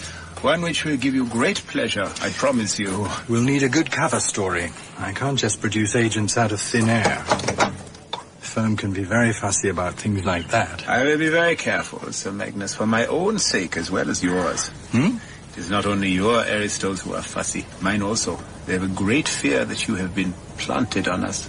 You mean they think I'm a double? Well, you are, Sir Magnus, but whose? That is what worries them. You must understand, Sir Magnus, your life is my life. We are bound together by our own self-interest. Behold, your new agent. Nazdar, Magnus. Sabina! Oh, Sabina! You want Czech lesson? Oh, yes, please. After dinner, children. After dinner. And so it was that we created the first and best agent of the new Watchman network, Olga Kravitskaya, a junior executive of the National Bank of Czechoslovakia. But to me, she was still the same super sexy Sabina. You love your wife, Magnus? Not as much as I love you. That is why you shout at her? Who told you that? I listen to tapes. You know about microphones in your house, no? Of course. What is problem, my Miláčku? Your wife, she is ugly? On the contrary. It's just that... What? They seem to be mutually incompatible. We just seem to have grown apart. So you will divorce her? Eventually. Good. Now we make some more Czech lesson. You? They were the halcyon days. My beloved Olga Kravitskaya was to provide a never-ending stream of intelligence as she rose to the dizzy heights of secretary to the Prague Internal Committee on Economic Affairs. As for Belinda and me, yes, well, it was to be another 3 years before a posting to Berlin gave us the excuse to put an end to an unhappy marriage. So, it is over, Sir Magnus? Yes. You're sure? Belinda's gone back to London. She's taking some sort of course in journalism. And she will not come back? Not to me. Prosit. Then you must find another wife, Sir Magnus, or we will never get to America. America? Of course. America. It's the promised land. Milk and honey for us instead of all the plagues of Egypt. Think America, Sir Magnus. Think America. But for the moment it was Berlin. There never was such a garrison of spies as Berlin. British, American, East German, Russian, and Axel, of course. There was always Axel, slipping in and out of the city on a variety of false passports. I hear you are sharing the same woman as Jack Brotherhood. It would appear so. Who is she? One of our backroom girls here in Berlin. Good. Our family's connections with the firm go back to William the Conqueror. Excellent. Is she married? You know I never sleep with married women. Unless they absolutely insist. Look who's talking. Has she the makings of one of your wonderful English diplomatic geishas? Well, she's rich, beautiful, and frightfully British. Then she's maybe just the ticket that will get us to Washington, Sir Magnus. You are serious, aren't you? Yeah. It is anyway time you stopped your philandering. You begin to give espionage a bad name. And so I took Mary to be my lawful wedded partner at the high table of the great Anglo-American alliance. After all I'd given away, it seemed a very reasonable sacrifice. The love, what there was of it, came later. America, much later still. But when I eventually arrived in the Promised Land, I did so with a bang, as deputy head of station in Washington. Excuse me, please. Looking for someone, fella? Poppy. Yes, Poppy. Do you know her? Poppy, where are you? Poppy, honey, where are you? Your boyfriend's here. Please, it's quite all right. You're gonna lose him if you don't come quick. Thank you. Excuse me. Would you mind, please? Thank you. Your friend Poppy cannot come tonight, Sir Magnus. Huh? Axel. Yeah. Thank God, I thought you hadn't come. I said I will be here. Yes, I know. I'm sorry. Your beautiful wife, where is she? She had to take Tom home. He was getting too excited. So, Sir Magnus, we made it. We will feed now at the top table, mixed with what did you call them? My father would have called them the highest in the land. The highest in the land. In the land of the free and easy. Axel was right. No country was ever easier to spy on. No nation so free with its secrets. And so ready to make them available.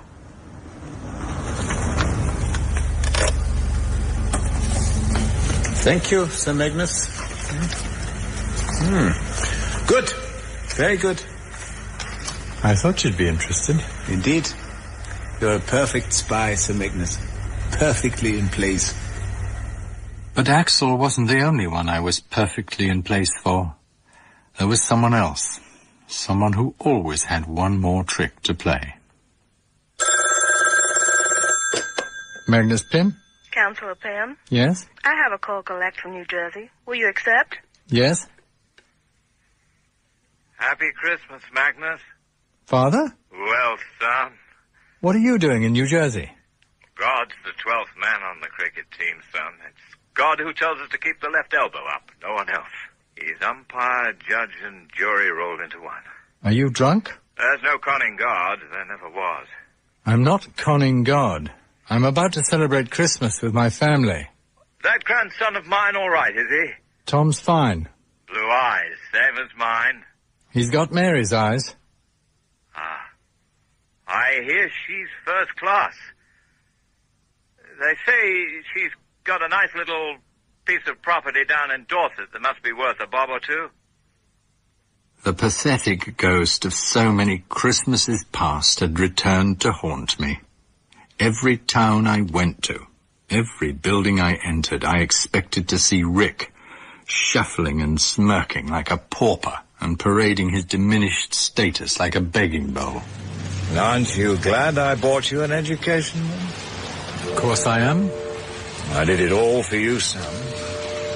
Thanks to me that you've taken your place among the highest in the land. I know. Got a few coppers to spare for your old man, have you? Of course.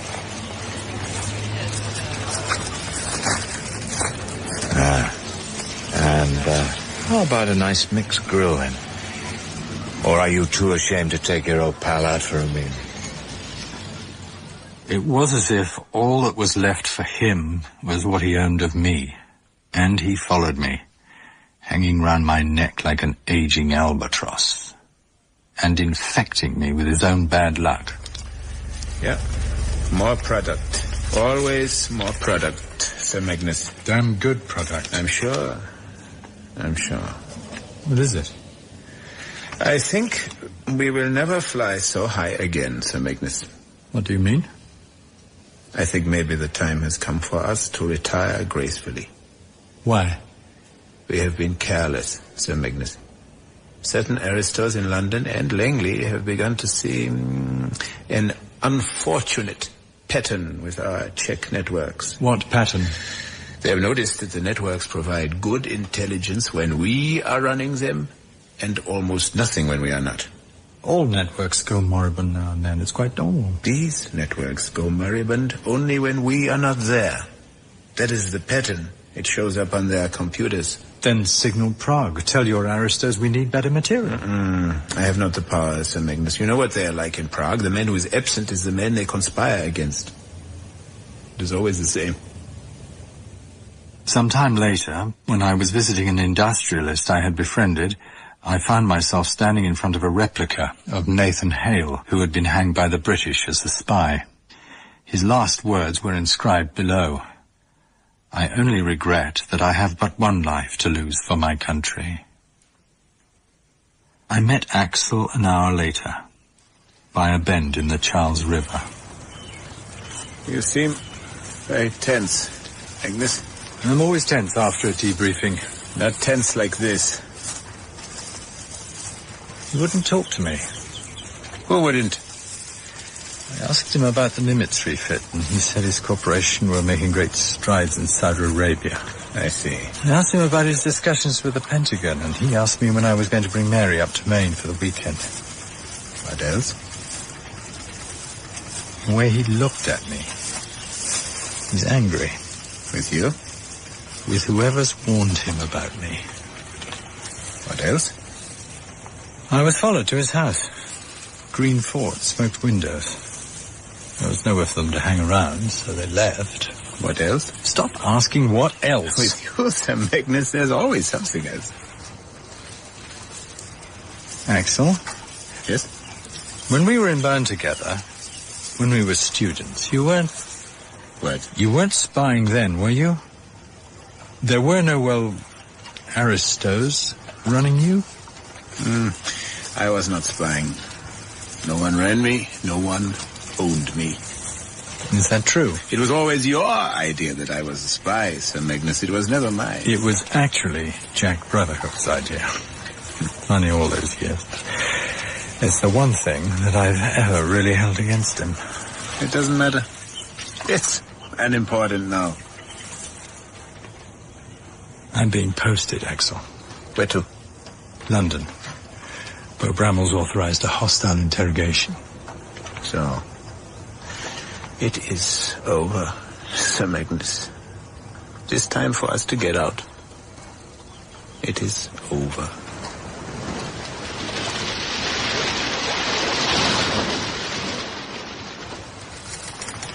I wondered, then, if that wasn't the time to sell Axel and buy my freedom.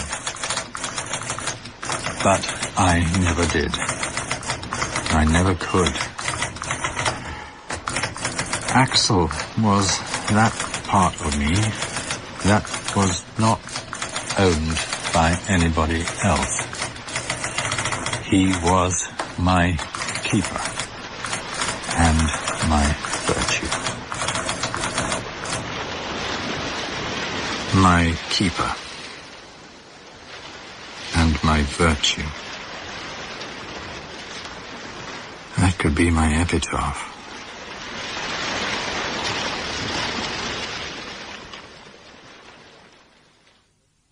Correct me if I'm wrong, Harry, but my understanding was that we'd agreed last August that there was no case against Pym and that all investigation be terminated forthwith. Yes, Bo, I know. We certainly kept our part of the bargain. I know. The agency decided at this particular point to honor the agreement in spirit, Bo, but in the light of what was deemed operationally expedient... You kept the surveillance going. On a limited basis only, very low key. Thanks very much. You may find your gratitude well placed, Nigel. Oh? 10 days ago, we got another signal from Langley. Right, Grant? Yes, sir. Hempel, alias Petz, also identified as Zaworski, first name Jersey. Born Carlsbad, 1925. West German journalist of Czech origin. Made 9 legal journeys to the U.S. of A. on, well, there. See for yourself, sir. Thank you. The dates coincide, presumably, with Pym's tour of duty in the States. They do. Perfect. Give him the rest, Grant. Okay. Our SIGINT section was asked to reappraise all clandestine radio transmissions beamed from the Czech embassy in Washington and other known Czech facilities in the United States between certain dates. These dates here, when Pym was in America? Yes, sir, exactly those dates. Thank you. Our people prepared a schedule of such transmissions so that they could be matched against the movements of eligible suspects. You mean one eligible suspect, don't you, Harry? You're going to tell us yet again that every time Pym left Washington, a particular series of coded transmissions from the Czech embassy was discontinued. Well, yes, sir, with embellishments, I am. This is becoming rather wearisome. The embellishment being, Bo, that every American city visited by Pym was also visited on the same dates by Hempel, alias Petz, alias Zaworski.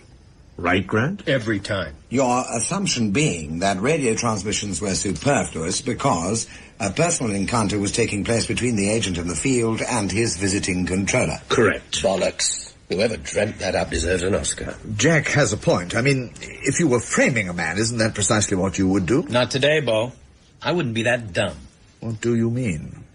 We all know it's standard practice to continue transmitting even when the party at the other end is known not to be listening. And besides, where is it, Grant, the SIGINT report? Right here. Bottom of the page. All right, thanks.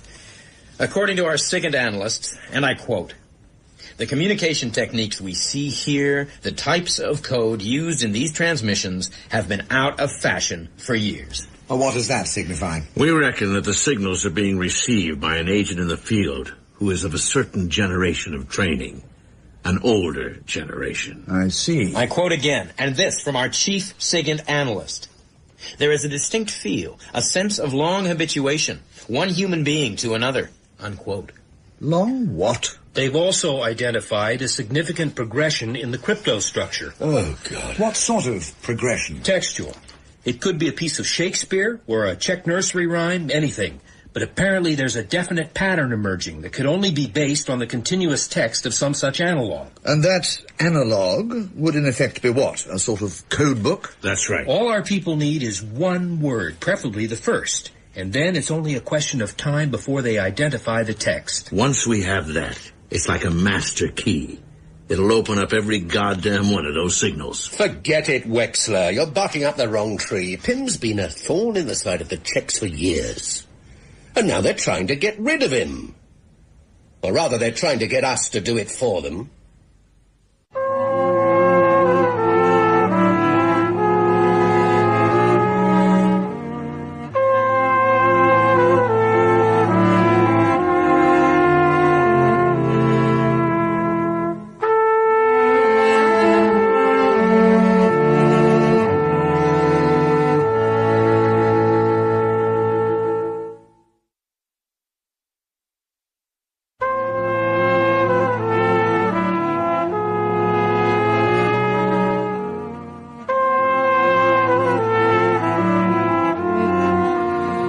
We present John le Carre's A Perfect Spy, adapted for radio in 8 parts by Rene Basilico, starring James Fox as Magnus Pym, with James Grout as Jack Brotherhood and Brenda Bruce as Miss Dubber.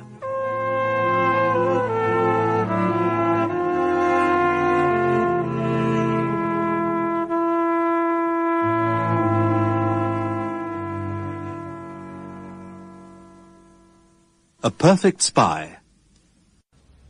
Well played, Jack. Yes, well done. Well played indeed. I think we absolutely stymied them. That book Lederer was talking about, the analog? Ridiculous. Tell our cryptographers to try Grimmelhausen's Simplicissimus. What? And tell them to be sure to use an early text. What on earth are you talking about? It's a book, Bale. Magnus takes it everywhere with him. It's a present from his old flame, Hempel. Sometimes known as Pet, sometimes known as Zavorsky, but always, through long habituation, known as Poppy, dear Poppy, best of best friends. Hello, Jack. They're waiting for you. Who's they? The usual. Beau, Nigel, Dorney. Oh, the three wise men. And Mountjoy from the PM's office. Oh, God. Have you spoken to Nigel this morning? No? Why? The SIGINT analysts have run the Simplicissimus book code across the Czech transmissions. And? The results are positive. So, the cat's very definitely among the pigeons. It's already ruffled a few feathers. I can imagine. A small conference room, is it? Of course. I suppose the question is now, when do we tell the Americans? Before they tell us, I would suggest. It's the one time in this whole business that we've got there before them. I'm sure that will be the PM's attitude. We've prevaricated long enough. Far too long, in my opinion. Ah, Jack, come in, come in. Thank you. I haven't kept you waiting. No. Sit yourself down. Next to Nigel. You heard about Simplicissimus? I heard, yes. We shall all be eating humble pie, I fear. Giant-sized portions. Dorney has just expressed the view, Jack, that the time has come to mount a full-scale search operation for Pym and hang the consequences. And do we know where to start looking? Exactly. We've got to be seen to be doing something. And we certainly don't want the Americans to find him for us. No, indeed. That would be altogether too much. Sorry, Beau. What is it, Kate? There's a signal. Personal for Nigel. Couldn't it wait? It's marked grade A from Vienna. Oh. Thanks. Sorry to have disturbed you. No, Kate, quite right. Oh, quite right. God. Could have a bearing. Well, Nigel, what is it? Mary Pym has disappeared. What do you mean, disappeared? I thought she was under round-the-clock surveillance. So did I. She obviously gave them the slip. Well, why would she do that? Good question, Mountjoy. Care to offer an opinion, Jack? Could we hear the details first, do you think? Nigel? Headlines only. There's a full operational report to follow. Very proper. Headlines only, then, Nigel? Well, it seems Mary Pym attended a meeting of the Diplomatic Wives Association at Lumsden's house. Who's Lumsden? Head of Chancery in Vienna. Ah. When was this? Yesterday afternoon. She pleaded sickness, went into the garden for a breath of fresh air, and never came back. I hope no one is going to blame the Lumsdens for this. I'm sure they won't. It was not, after all, their job to maintain surveillance on her. Point taken, Dorney. The surveillance team were apparently watching the front of the Lumsden house. They thought she was safe inside. They thought wrong, didn't they? I don't think anyone could have possibly anticipated this particular turn of events. Perhaps they should have done. Spilt milk now? They checked the airlines, Nigel. Yes. She was booked on the first British Airways flight to London this morning, and she gave her address as the Imperial Hotel, Vienna. Which, of course, is where she wasn't. Correct. She'd booked herself onto a standby flight to somewhere else. Lufthansa to Frankfurt, late last night. Last-minute booking. Naturally. Well, we didn't find out about it until after she'd landed in Frankfurt, and by then it was too late. My God, she could be in Prague by now. All sounds a bit of a muddle to me. No, Mountjoy, it sounds like good tradecraft. Hers or her husband's? Well, that's the $64,000 question, isn't it?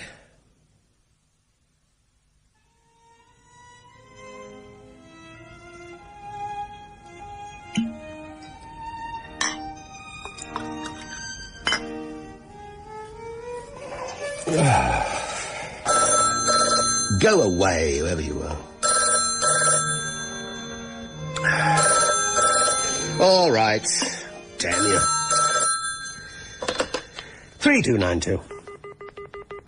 Hello. Oh, speak, damn you.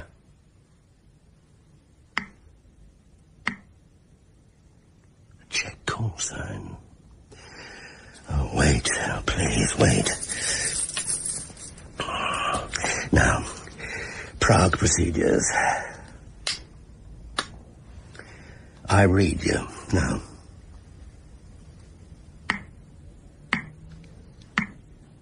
You want a meeting?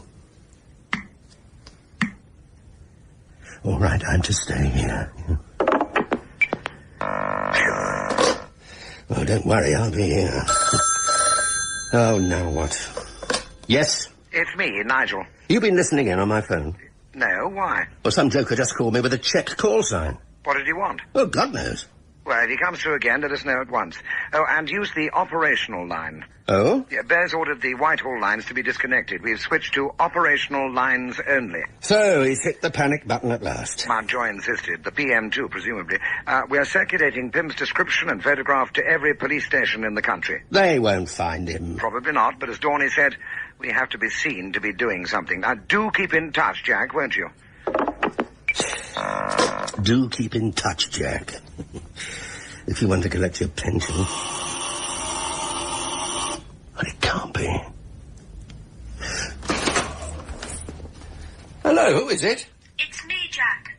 What the... Oh, come up, damn you.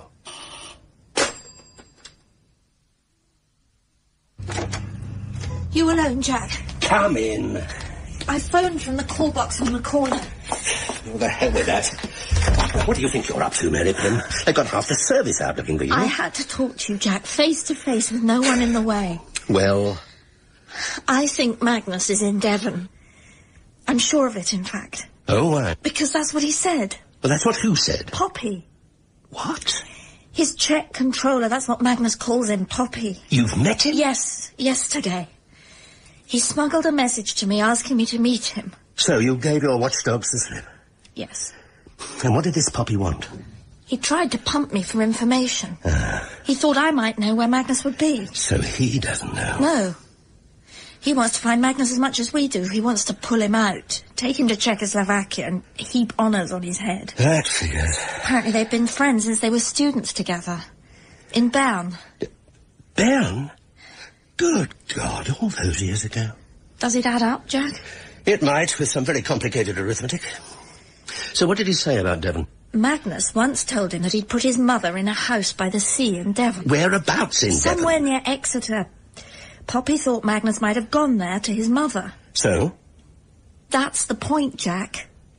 Magnus hasn't got a mother. She died when he was a kid. Fix yourself a drink, Mary. I've got some calls to make. Near Exeter, and by the sea. Now that narrows the field down a bit.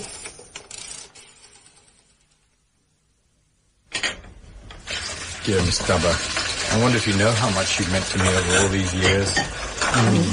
Oh, go away, you silly man. You get back to your writing and those papers of yours. The sooner you finish with them, the better. I have finished, more or less. Oh, dear. Does that mean you'll be leaving us? Not just yet, Miss Dubber. Not for a little while. Oh, good. There are one or two papers I still have to clear up. What about that horrid cabinet of yours? Bandula? Will that be going back to London? Oh, yes.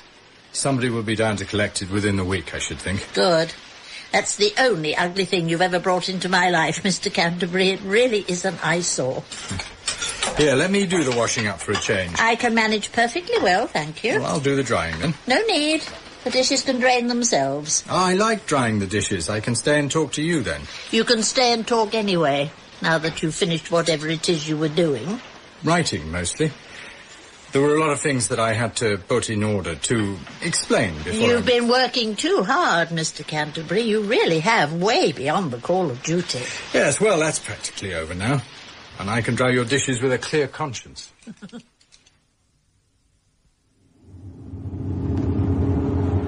What time will we get there, do you think? Oh, well, let's see. Farley Abbott's about what? It's about a half an hour the other side of Exeter.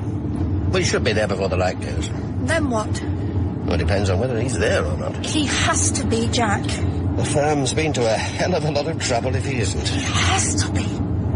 Magnus spent time down here as a boy. I remember him talking about cycling on the beach with Wick. Yes, well, that could be just a fairy tale. Like the one he told Poppy, you mean? About his mother. Taking her to church on Sunday and doing the garden. Well, who knows? Maybe that's exactly what he is doing. Something as innocent as that. I told you he hasn't got a mother. She died when he was 8. Behind you, on the back seat. What? There's a manila file there. Can you reach it? I think so. Got it. It's background. It's what I've been able to put together in the last 24 hours. You have been busy. Yes. Now I know why the Americans put so much faith in their plastic computers. Read it. You're sure? I want you to. Tall Trees Nursing Home? A mental home. It's near Exeter. Dorothy Godchild Pym, née Watermaster, has been an inmate there for over 40 years. Since Magnus was 8, in fact. She's still alive. Well, see for yourself. Dear Lord. You've got a copy of her birth certificate there, and her marriage certificate. No death certificate. No. What are all these? Oh, they relate to Rick's various activities. As many as I could lay my hands on. The Magnus Star and Equitable Company Limited. Incorporated on the day Magnus was born, with a paid-up share capital of £2,000 and the stated purpose of providing life insurance for the elderly, needy and disabled. Alamein Sickness and Health Company. The Military Permanent and Pensions Fund. Don't waste your time. They're all as phony as hell. I don't understand. Ricky Pym was a con man, Mary. You knew that, surely? No. I never met him. Neither did Tom. Magnus forbade it, absolutely. Now you know why. Yes. They were two of a sort, weren't they? Maybe it takes one to know one.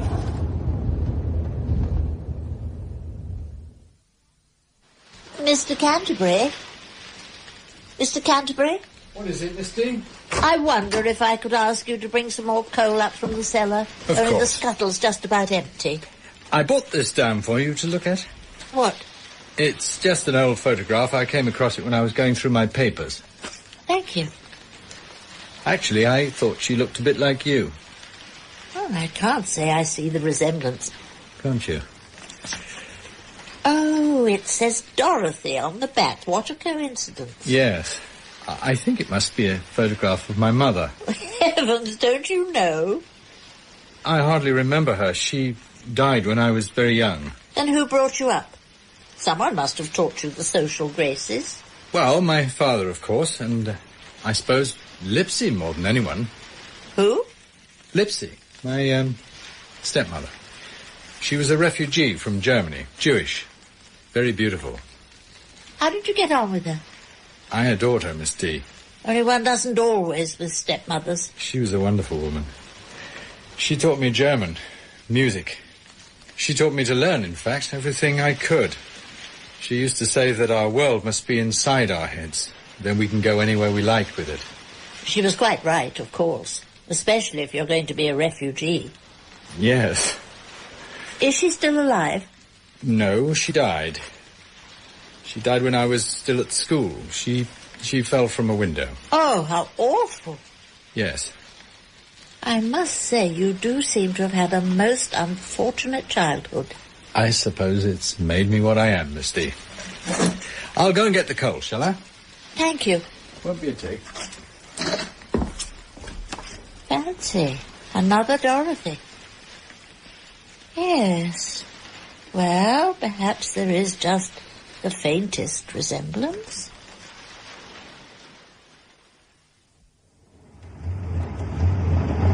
Well, it's got to be here or hereabouts.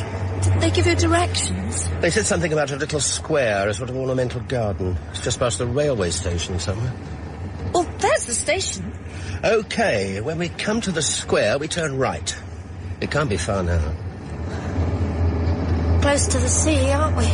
Suit Magnus. Yes. I just hope this won't turn out to be a wild goose chase. It won't be. I know it won't. Jack. The Vienna burn box, the one they think Magnus took. He did take it, Mary, no question. Yes, well, what's in it? Oh, the usual gubbins. Anything you'd rather self-destruct than let fall into the wrong hands. What about the station gun? Guns don't self-destruct.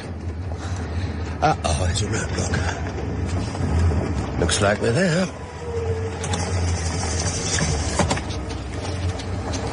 Hello, what's the hold-up? I'm sorry, sir, you can't get through this way. There's a gas leak in the square. My ID, Superintendent. Your people should be expecting me. Oh, just a minute, sir. I've got a list here. Brammel. Oh, here you are, sir. Brotherhood. Thank you very much. And the lady? Pym. P-Y-M. She should be on there somewhere. Pym. Oh, Pym, got it. Good. That completes the set. Have you tracked him down yet? Yes, sir. In one of those Victorian boarding houses, sir. Off the far side of the square. Using the name Canterbury, apparently. That's our man. Seems he's well-liked locally. He's always well-liked as part of his cover. Where are the rest of my lot, Superintendent? Waiting in the church hall, sir. Next street, about 50 yards from the square. Do we have to, Jack? I'm not sure I can face them. I'm not sure I can. We'll stay in the car if it's all the same to you. I'm not sure the Chief Constable will like that, sir. We'll move later if he insists. It's my case. I need to see what's going on. Well, I'll have to ask him, sir. You do that. Is there somewhere we can park where we can see the house? There's a little side street that leads into the square. Sounds perfect. How do I get there? You go back to the station, first left, and then second left brings you straight into it. Thanks. Don't get too close to the square. We don't want him to see you. You have finished with the writing now, have you, Mr. Canterbury? Oh, yes. All finished. Oh, it's so nice to have your company in the evening. It's very cosy. It's very cosy indeed. How's the cocoa? Just right, as always. Good. Good. I was just thinking, that new shawl, it really does sit well on you, doesn't it? It's a godsend. I don't know how I've ever got through a winter without it. Or without you, Mr. Canterbury. Oh, nonsense. Could I have a biscuit, do you think? Well, as if you have to ask. Help yourself, you know where they are. Yes, I know. Is this the letter from your sister in Sri Lanka, the one that came this morning? Would you like me to read it for you? Oh, yes, please, if you're sure you have the time. Oh, yes, I've all the time in the world now. Did you know my mother's name was Dorothy? Before tonight, I mean? Oh, yes. Long time ago. In fact, I often wondered if that was the reason you kept coming back here. One of them, perhaps. Anyway, dear Dorothy, I think of you more a good deal now that summer is here in Colombo. For winter, dreadful winter, it must be upon you in poor old England. And the mere thought of all that sleet and snow chills me to the marrow. You're still feeling cold? Oh, I'll survive. I can't turn the heater on without starting the engine. I know. I'm sorry. How much longer, Jack? Your guess is as good as mine. Better, probably. Yes, Superintendent. Begging your pardon, sir, but perhaps the lady would like to come into the church hall. No, thank you. Only it's much warmer there, and there's a bit of company too. She's better off here. Only this could well take all night and all day tomorrow, probably. She's all right as she is. When you need her, this is where she'll be. Well, I'm afraid she won't, sir, to be truthful, not when we go in. If we have to, that is. She'll have to withdraw to a safer position, and so will you. We'll play that one as it comes, shall we? Well... Keep us informed, Superintendent. Right you are, sir. Idiot. Poor chap's the go-between. They've chosen him for his bedside manner. You're shivering, Miss D. No, I'm all right, really. Let me fix that shawl properly for you. It's not doing you any good like that. There. Dear Miss D. Thank you. And we'll have a bit more coal on that fire, shall we? As you wish. Did we finish Alice's letter?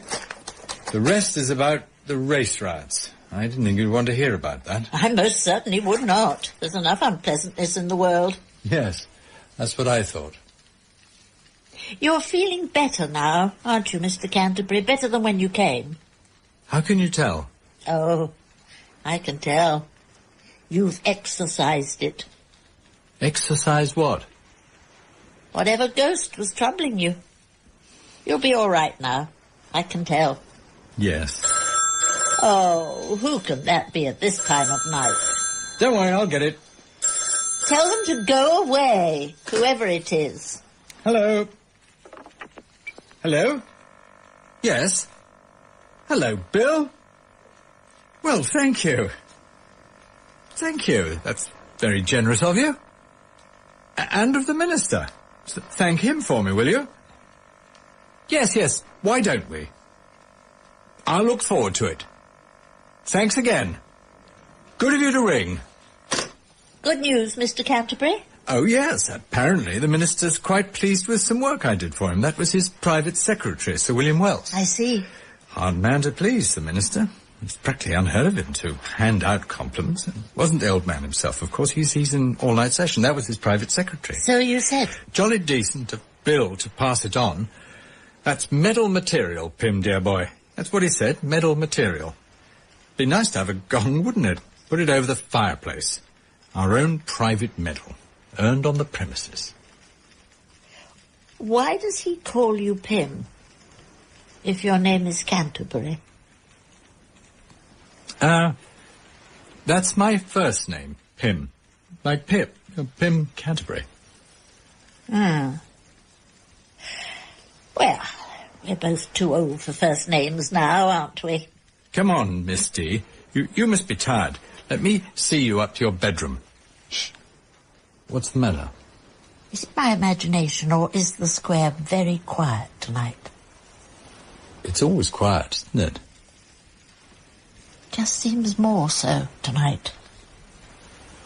I don't think so. It's probably they've all gone to bed. Yes. Yes, probably. Are you all right, Mr. Canterbury? You've gone quite pale. Yes, of course I am. Perhaps I shouldn't have had that cocoa tonight. I do hope it doesn't keep you awake. I'm sure it won't. I'll just see you upstairs, shall I? Thank you. I like the idea of a medal. I do so admire a man who gets a medal. Jack? What are those men up to? Where? On the roof, there. See? Oh, yes. Who are they? Oh, God knows. SAS, probably. Nothing but the best will do now, it seems. Uh-oh, here comes the super. Oh, not again. He's doing his best, Mary. What news, Superintendent? Message from the roof, sir. They wondered if you knew exactly what weapon our friend is alleged to have in his possession. Well, if it's the one in the burn box, it's a standard-issue service revolver, a Browning .38 automatic. Oh, God. What about the ammunition, sir? Only it would be nice for them to know the carrier, you see. Well, short-nosed, I should think. But definitely not a stopper or a dum-dum? Why the hell should he want a dum-dum? Well, how should I know, sir? No one tells me anything. It's tight lips all round.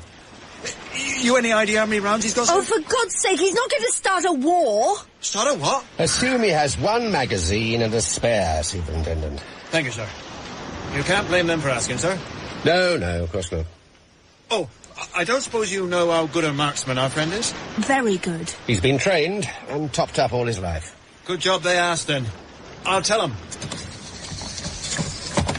Why don't they just let me go in and bring him out? That's not the way it works, Mary. You know that.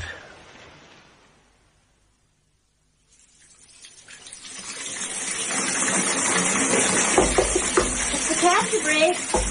Are you there, Mr. Canterbury? One moment, Misty. Sorry. I was running a bath. What's the matter? Didn't you hear it just now? A funny noise. No. Where? On the roof. I'm sure there's something scrabbling about on the roof. Probably a couple of cats prowling around, Misty. Do you think so? I'm sure so. Nothing to worry about. I do hope you're right, Mr. Canterbury. I don't like strange noises. They make me nervous. Me too. Good night, Mr. Canterbury. Good night. Good night, Miss Dubber.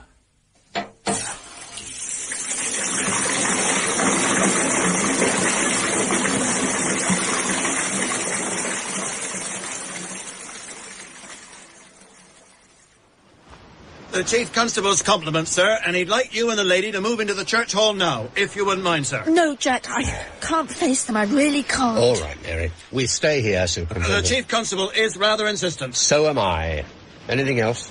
Well, what about this box device our friend is carrying? Well, the burn box? What about it? Well, I've asked in the church hall, sir, but they seem a bit above the technicalities in there. They referred me to you. Naturally. Only the boys on the roof would like to know what sort of charge it contains. It's self-consuming. It's not a weapon. Ah, but could it be used as a weapon? By someone, say, who's lost the balance of his mind? Well, not unless he puts someone inside it. What? I'll tell that, sir. They like a joke up there. It gets the tension out of them. Not unless he puts someone... What was that? You stay here. What the hell? Wait for me, Jack. Hey, come back, miss. You can't go over there. Mr. Canterbury, Mr. Canterbury. Mr. Canterbury. Out the way, please, Mom. It's locked, Sarge. Who are you? What are you Come doing? here, love. Don't want to get in the way. What happened? What's going on? Right, Steve, in you go. That's my bathroom. Watch yourself. Oh, Bloody hell. You better come in, Sarge. He's topped himself. Guessed as much. Oh, what's happened? What's going on? Stay there, man. Go down, Benny. Will someone please tell me what's going on? Oh, Mr. Canterbury. Get her out of here. Come away, man. There's nothing you can do for him now. Why? Why? I don't understand.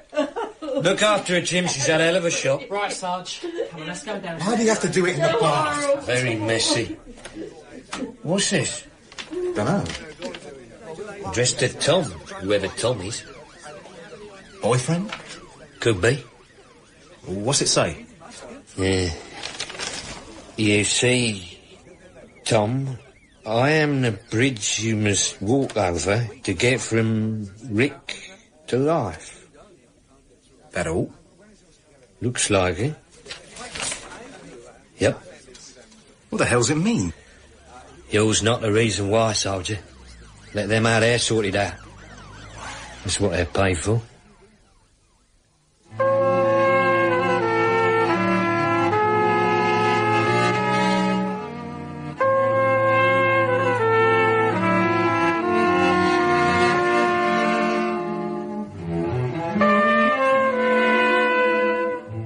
That was the 8th and final episode of A Perfect Spy, the novel by John le Carre, adapted for radio by Rene Basilico. It starred James Fox as Magnus Pym, with James Grout as Jack Brotherhood and Brenda Bruce as Miss Dubber, and featured Harriet Walter as Mary Pym. Beau Brammel was played by John Nettleton, Nigel by Royce Mills, Kate by Natasha Pyne, Dawny by Barry J. Gordon, the Police Superintendent and Mountjoy by Sean Arnold, the First Soldier by Patterson Joseph, Second Soldier by Desmond Askew, and the Sergeant by Sean Baker.